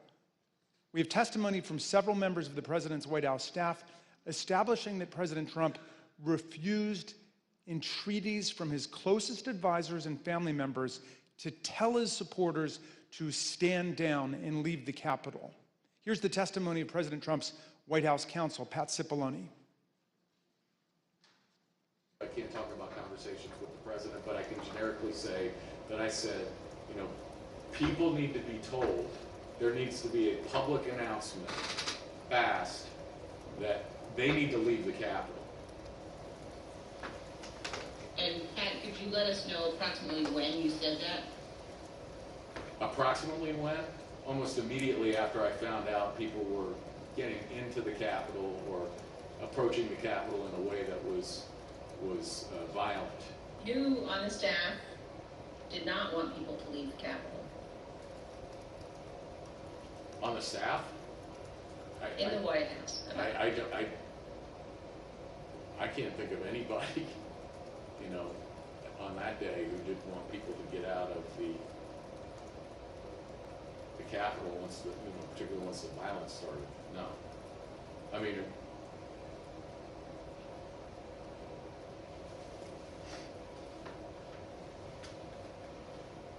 what about the president? Yeah. Well, she said the staff. So I answered. No, I said in the White House. Oh, I'm sorry. I apologize. I thought you said who else on the staff.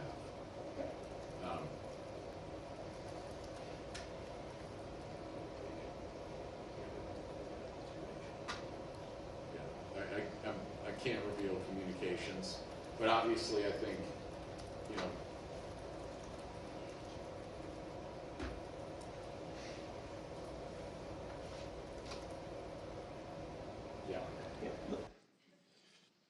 Mr. Cipollone's testimony is corroborated by multiple other White House staff members, including Cassidy Hutchinson. Here's Ms. Hutchinson describing what she heard from Mark Meadows.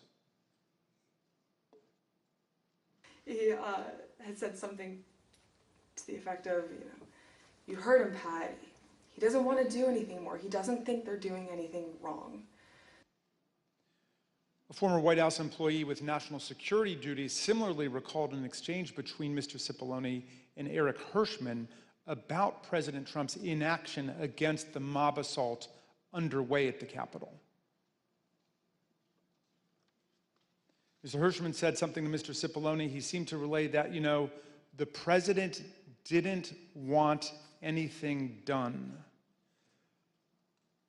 Throughout this period, some of the president's most important political allies, family members, and senior staff all begged him to tell his supporters to disperse and go home. They included Sean Hannity, Laura Ingraham, and other allies at Fox News, his son, Donald Trump Jr., the House Minority Leader, Kevin McCarthy, others in Congress, and officials in the cabinet and the executive branch. All of them made appeals to Donald Trump, which he rejected and he ignored. The Select Committee interviewed several people who were in the dining room with Donald Trump that afternoon, and every single one of these witnesses told us that he was watching the violent battles rage on television. He did not call his Secretary of Defense or the National Guard, the Chief of the Capitol Police, or the Chief of the Metropolitan Police Department. And to your knowledge, was the president in that private dining room the whole time that the attack on the Capitol was going on? Or did he ever go, to, again, only to your knowledge, to the Oval Office, to the White House Situation Room, anywhere else?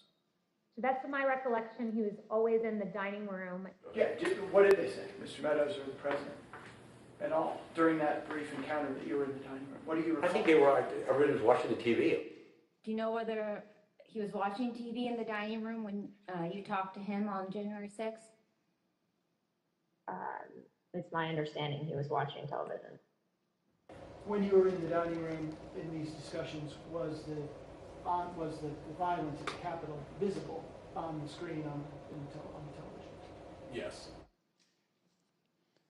As the president watched the bloody attack unfold on Fox News from his dining room, members of Congress and other government officials stepped into the gigantic leadership void created by the president's chilling and studied passivity that day.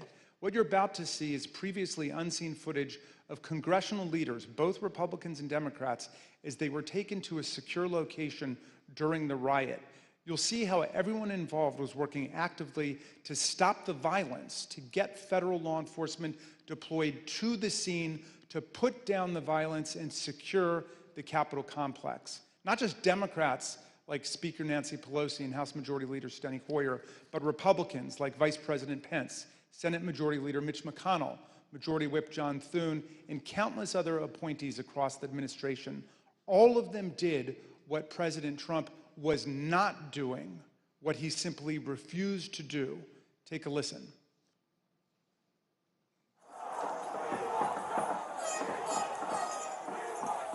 We're starting to get surrounded. They're taking the north front scaffolding. Unless we get more munitions, we're not going to be able to hold. The door has been breached and people are gaining access into the Capitol. Yeah, but you know what? We have got to finish the proceedings, or else they will have a complete victory. Senator Schumer is at a secure location, and they're locked down in the Senate. There has to be some way we can maintain the sense that people have that there's some security or some confidence that government can function and that we can elect the President of the United States. Did we go back into session? We did go back into session, but now apparently everybody on the floor is putting on tear gas masks to prepare for a breach. Well, I'm trying to get more information. They're putting on their tear gas masks.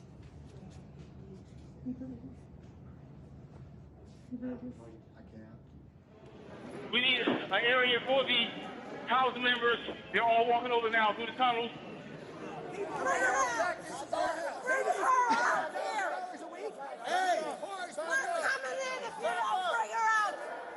I'm going to call up the effing Secretary of DOD. We have some senators who are still in their hideaways. They need massive personnel now. Can you get the Maryland National Guard to come too? I have something to say, Mr. Secretary. Well, I'm going to call the mayor of Washington, D.C. right now and see what other outreach she has to other police departments, as Senator Leader Hoyer has mentioned.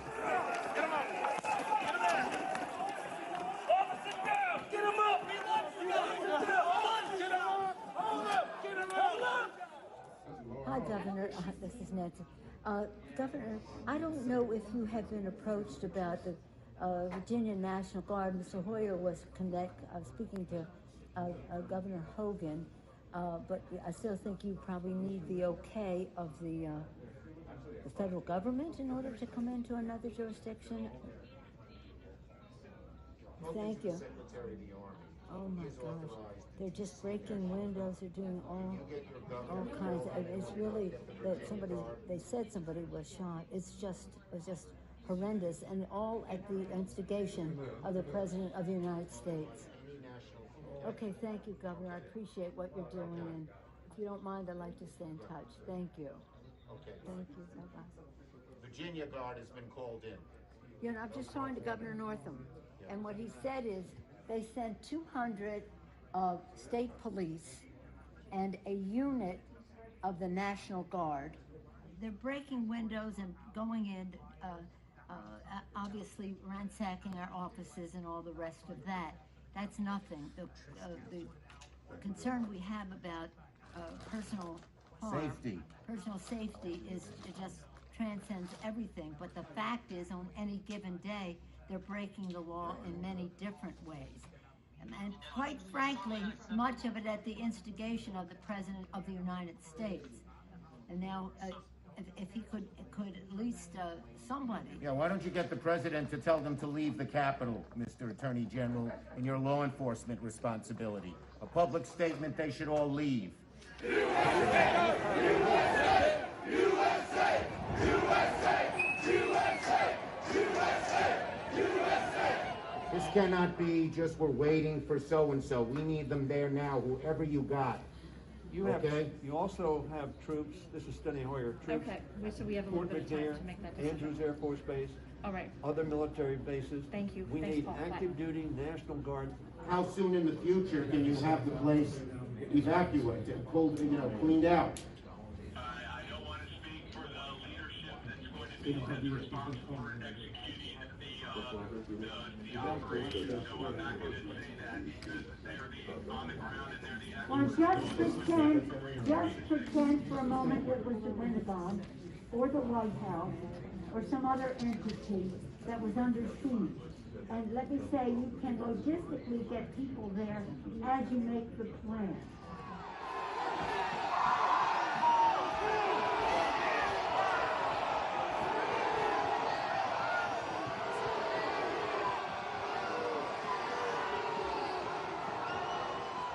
We're trying to figure out how we can get this job done today. We talked to Mitch about it earlier.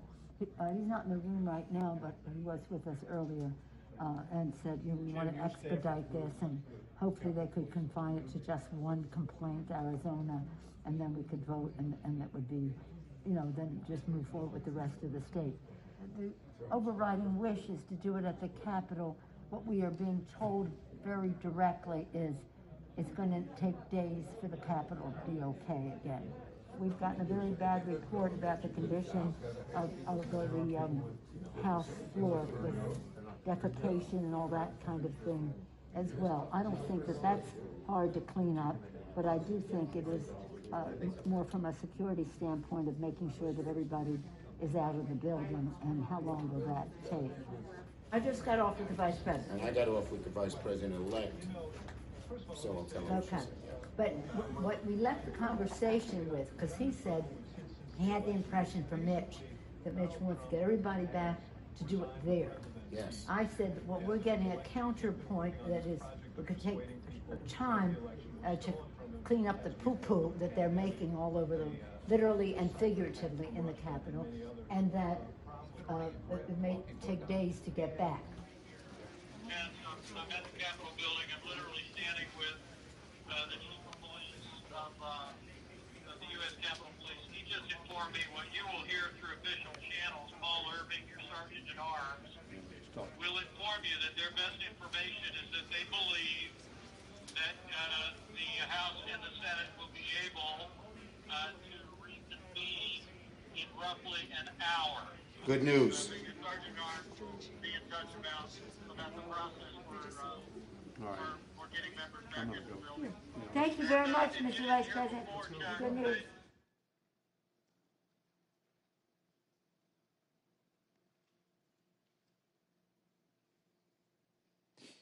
In this video, you just saw Senator Chuck Schumer urging Acting Attorney General Jeff Rosen to get President Trump to call off the rioters.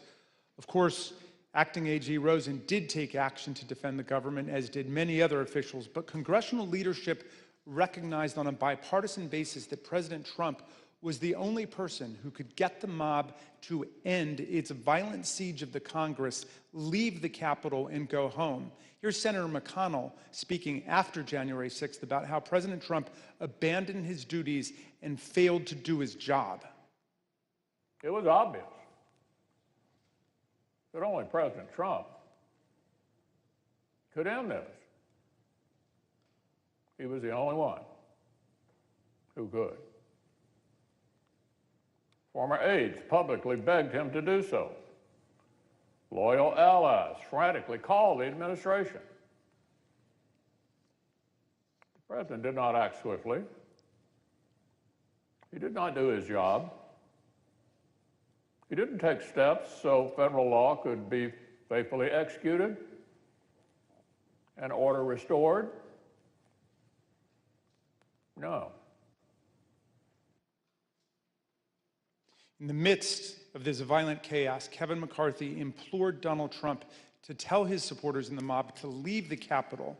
And when that didn't work, McCarthy called Trump's adult children to try to get them to intercede with Trump to call off the insurrectionary violence. In our prior hearings, we showed you a description of what McCarthy told Republican Congresswoman Jamie Herrera Butler about his conversation with Trump during the violence. Another witness, Mick Mulvaney, President Trump's former chief of staff, has also come forward and corroborated her shocking account. You know, I asked Kevin McCarthy, who's the Republican leader, about this, and he said he called Donald Trump. He finally got through to Donald Trump, and he said, "You have got to get on TV. You've got to get on Twitter. You've got to call these people off." You know what the president said to him? This is as it's happening. He said, "Well, Kevin, these aren't my people. You know, these are Antifa." And Kevin responded and said, "No, they're your people. They literally just came through my office windows, and my staff are running for cover. I mean, they're running for their lives. You need to call them off." And the president's response to Kevin, to me, was chilling. He said, "Well, Kevin, I guess they're just more upset about the election, theft than you are." And that's, you've seen widespread reports of Kevin McCarthy and the president having basically a swearing conversation. That's when the swearing commenced, because the president was basically saying, "Nah, I'm okay with this." I had a conversation at some point in the day or week after the riot with Kevin McCarthy. Yeah, it was very similar to what Jamie had, the conversation she had retold about how he called and asked the president to get them to stop, and the president told him something along the lines of, "Kevin, maybe these people are just more angry about this than you are, maybe more upset." I had the conversation similar to that with Kevin in the day to week after the riot. And we know how Kevin McCarthy described President Trump's conduct, both in public and in private. The president bears responsibility for Wednesday's attack on Congress by mob rioters. He should have immediately denounced the mob when he saw what was unfolding. These facts require immediate action by President Trump. Accept his share of responsibility, quell the brewing unrest, and ensure President-elect Biden is able to successfully begin his term. But let me be very clear to all of you, and I've been very clear to the president. He bears responsibilities for his words and actions. No ifs, ands, or buts. I asked him personally today, does he hold responsibility for what happened? Does he feel bad about what happened? He told me he does have some responsibility for what happened. And he needs to acknowledge that. 2:24 p.m., knowing the deadly riot was now bearing down on his own vice president, President Trump composed and sent a tweet attacking Vice President Pence, accusing him of cowardice for not unilaterally rejecting Electoral College votes for Joe Biden and simply handing Trump the presidency. The impact of that tweet was foreseeable and predictable. It further inflamed the mob, which was chanting, "Hang Mike Pence," and provoked them to even greater violence. This deliberate decision to further enrage the mob against Vice President Pence cannot be justified by anything that President Trump might have thought about the election. The tweet came precisely at the time Pence's Secret Service detail was most seriously concerned for the vice president's physical safety. We've obtained new documents from the Secret Service, real-time chats that underscore the threat they knew the vice president would be facing because of the president's escalating incitement of the mob. After Trump's tweet, one agent in the Secret Service's intelligence division immediately warned, POTUS just tweeted about Pence, probably not going to be good for Pence. Another agent reported the dramatic impact of Trump's anti-Pence tweet on his followers. POTUS said he lacked courage, over 24,000 likes in under 2 minutes. Employees at Twitter were nervously monitoring the situation. They knew that certain Twitter users were rioting at the Capitol and tweeting about it at the same time. As the afternoon progressed, the company detected a surge in violent hashtags on the platform, including lines of lethal incitement like, execute Mike Pence. Listen to this former Twitter employee, Anika Navarrete, who first came to the committee anonymously, but has now bravely agreed to be named because she wants to speak out about the magnitude of the threats facing our people. And you were also seeing content on the platform at that time that was threatening towards the vice president. Hashtag execute Mike Pence. They were literally calling for his execution. As this tweet was going out. Yes, and in response to this tweet too, because I think as many of Donald Trump's tweets did, it again fanned the flames, and it was individuals who were already constructing gallows, who were already willing and able and wanting to execute someone and looking for someone to be killed. Now the individual who has called upon them to begin this coup is now pointing the finger at another individual while they're ready to do this. Here's a small sample of the reactions that President Trump's fan the flames tweet provoked among Capitol rioters in real time. What percentage of the crowd is going to the Capitol? 100%. It is spread like wildfire that Pence has betrayed us and everybody's marching on the Capitol, all 1 million of us. It's insane. Not stick up for Donald Trump! Mike Pence traitor! Mike Pence has screwed us, in case you haven't heard yet. What happened? What happened? I keep hearing that Mike Pence has screwed us. That's the word. I keep hearing reports that Mike Pence has screwed us. Between 2:30 and 2:35, within 10 minutes of President Trump's tweet, thousands of rioters overran the line that the Metropolitan Police Force's Civil Disturbance Unit was holding on the west side of the Capitol. This was the first time in the history of the Metropolitan Police Department that a security line like that had ever been broken. President Trump's conduct that day was so shameful and so outrageous that it prompted numerous members of the White House staff and other Trump appointees to resign. In prior hearings, you've heard Deputy National Security Advisor Matt Pottinger and Deputy White House Press Secretary Sarah Matthews explain why they felt compelled to resign on that day. Since then, we've spoken to more high-ranking officials, like President Trump's envoy to Northern Ireland and former Chief of Staff Mick Mulvaney, and Transportation Secretary Elaine Chao, who resigned after the 6th in protest of Trump's misconduct and to dissociate themselves from his role in the violence. Take a listen to what they had to say. I was stunned by violence and was stunned by the president's apparent indifference to the violence. Now is the time for the president to be presidential. I thought he failed at doing it. I thought he failed at a critical time to be the sort of leader that the nation needed. I think the events at the Capitol, however they occurred, were shocking. And it was something that, as I mentioned in my statement, that I could not put aside. And at a particular point, the events were such that it was impossible for me to continue, given my personal values and my philosophy. I came as an immigrant to this country. I believe in this country. I believe in a peaceful transfer of power. I believe in democracy. And so it was a decision that I made on my own. When security assistance began to arrive at the Capitol and the tide turned against the insurrection, President Trump finally gave his painfully belated instruction at 4:17 p.m. So after multiple hours of rioting and more than 100 serious injuries suffered by our law enforcement officers, the crowd finally began to disperse. Listen carefully to what they said as they decided to leave the Capitol. Here delivering the president's message. Donald Trump has asked everybody to go home. That's order.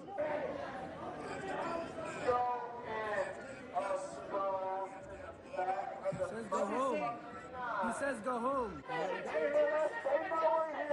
Yeah, he said to go home. Finally, at 6:01, President Trump tweeted again, not to condemn the mass violence in any way, but rather to excuse and glorify it. Significantly, he made it clear that he considered the violence perfectly foreseeable and predictable. Check it out. These are the things and events that happen when a sacred landslide election victory is so unceremoniously, viciously stripped away from great patriots who have been badly, unfairly treated for so long. These are the things that happen, he said, giving the whole game away.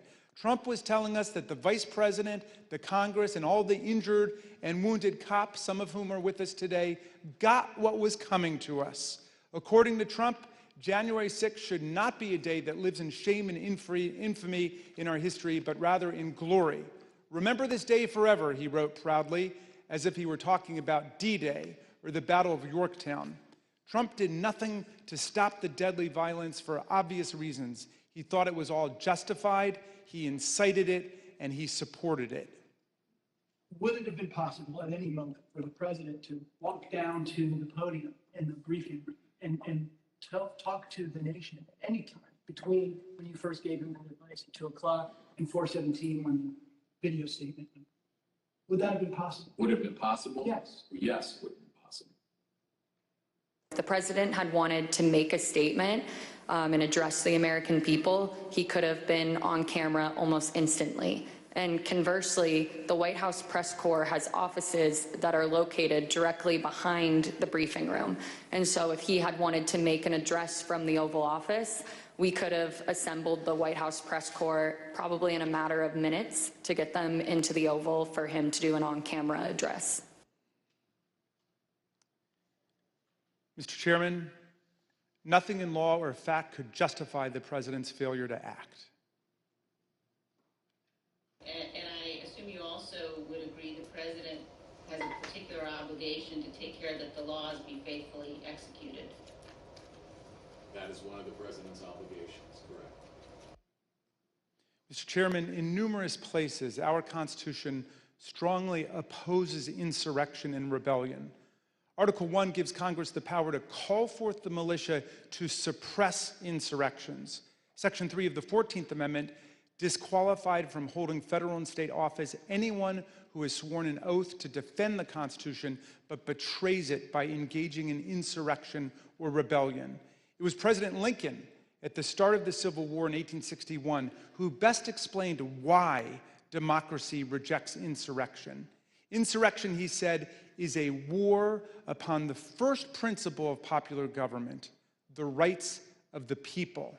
American democracy belongs to all the American people, not to a single man. Thank you, Mr. Chairman. I yield back.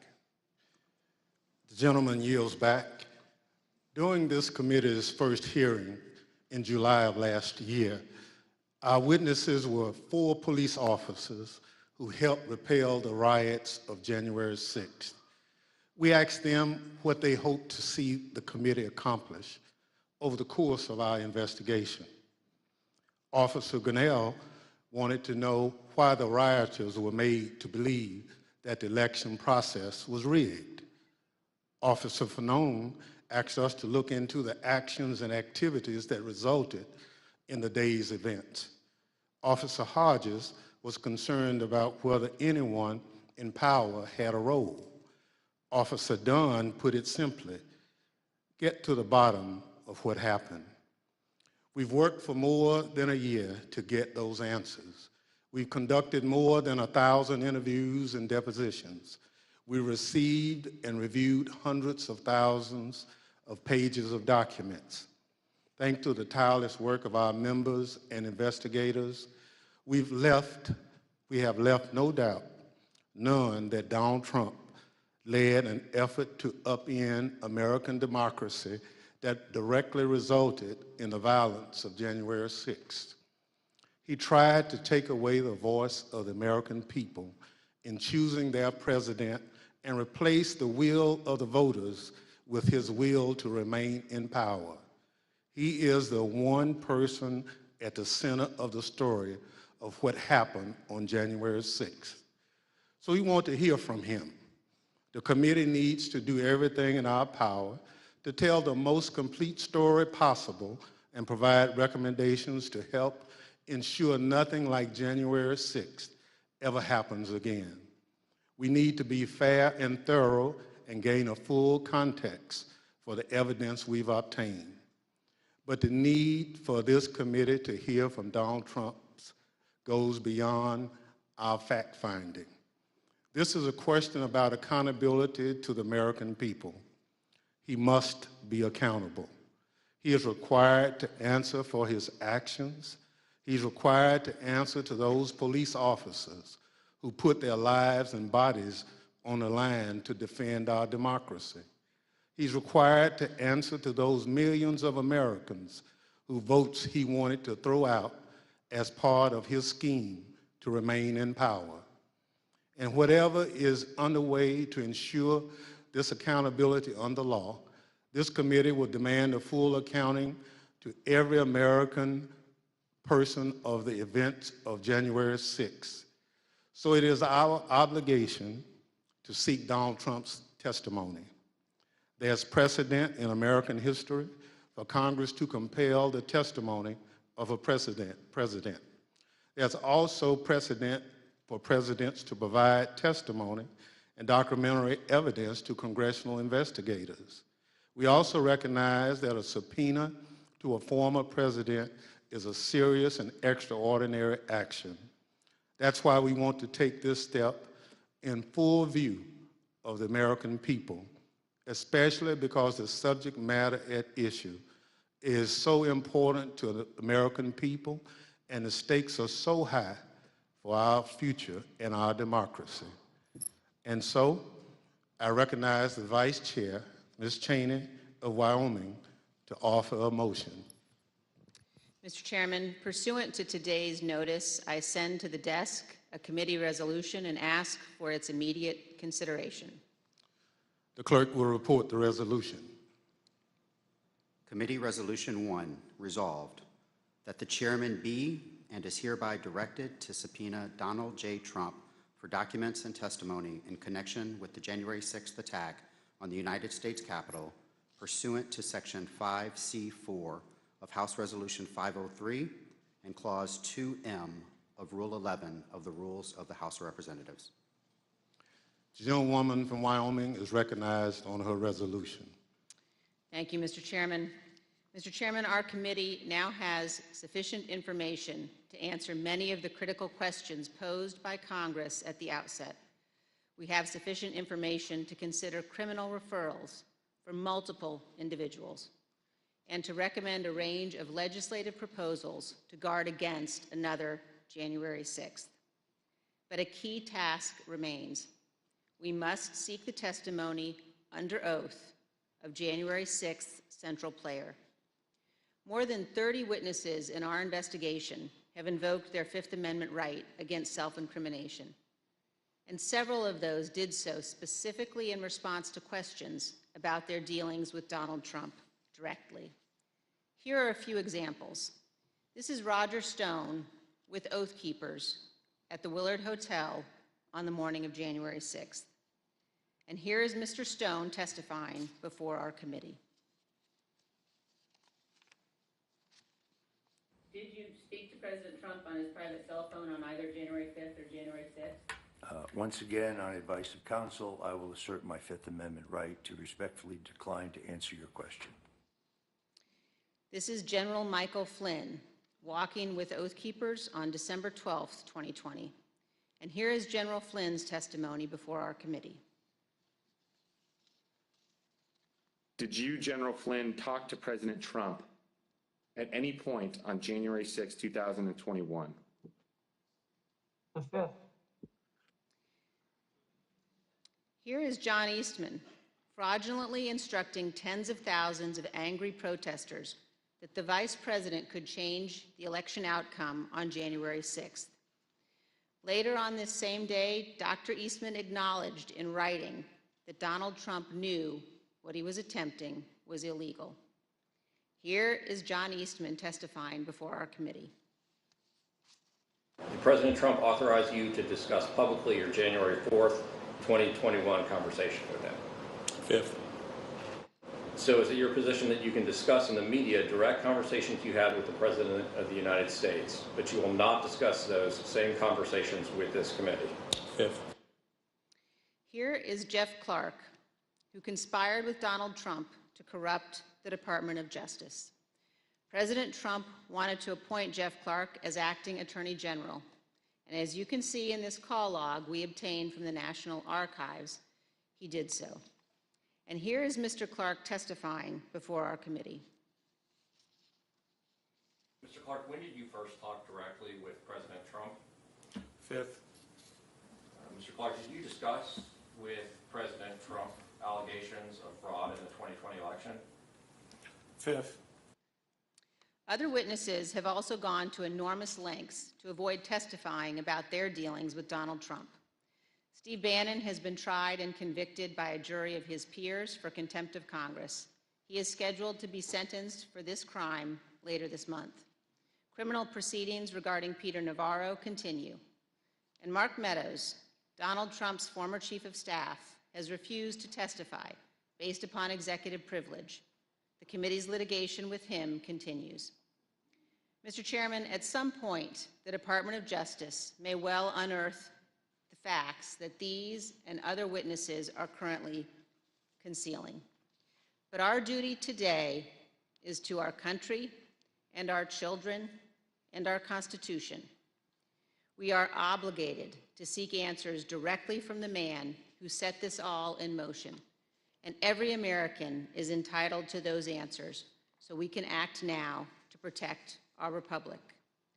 So this afternoon, I am offering this resolution that the committee direct the chairman to issue a subpoena for relevant documents and testimony under oath from Donald John Trump in connection with the January 6th attack on the United States Capitol. Thank you, Mr. Chairman. I yield back. Gentlelady yields back. If there's no further debate, the question is on agreeing to the resolution. Those in favor will say aye. Aye. Aye. Those opposed is no. In the opinion of the chair, the ayes have it. Mr. Chairman, I request a recorded vote. A recorded vote is requested. The clerk will call the roll. Ms. Cheney. Aye. Ms. Cheney, aye. Ms. Lofgren. Aye. Ms. Lofgren, aye. Mr. Schiff. Aye. Mr. Schiff, aye. Mr. Aguilar. Aye. Mr. Aguilar, aye. Mrs. Murphy. Aye. Mrs. Murphy, aye. Mr. Raskin. Aye. Mr. Raskin, aye. Mrs. Luria. Aye. Mrs. Luria, aye. Mr. Kinzinger. Kinzinger, aye. Mr. Kinzinger, aye. Mr. Chairman. Aye. Mr. Chairman, aye. The clerk will report the vote.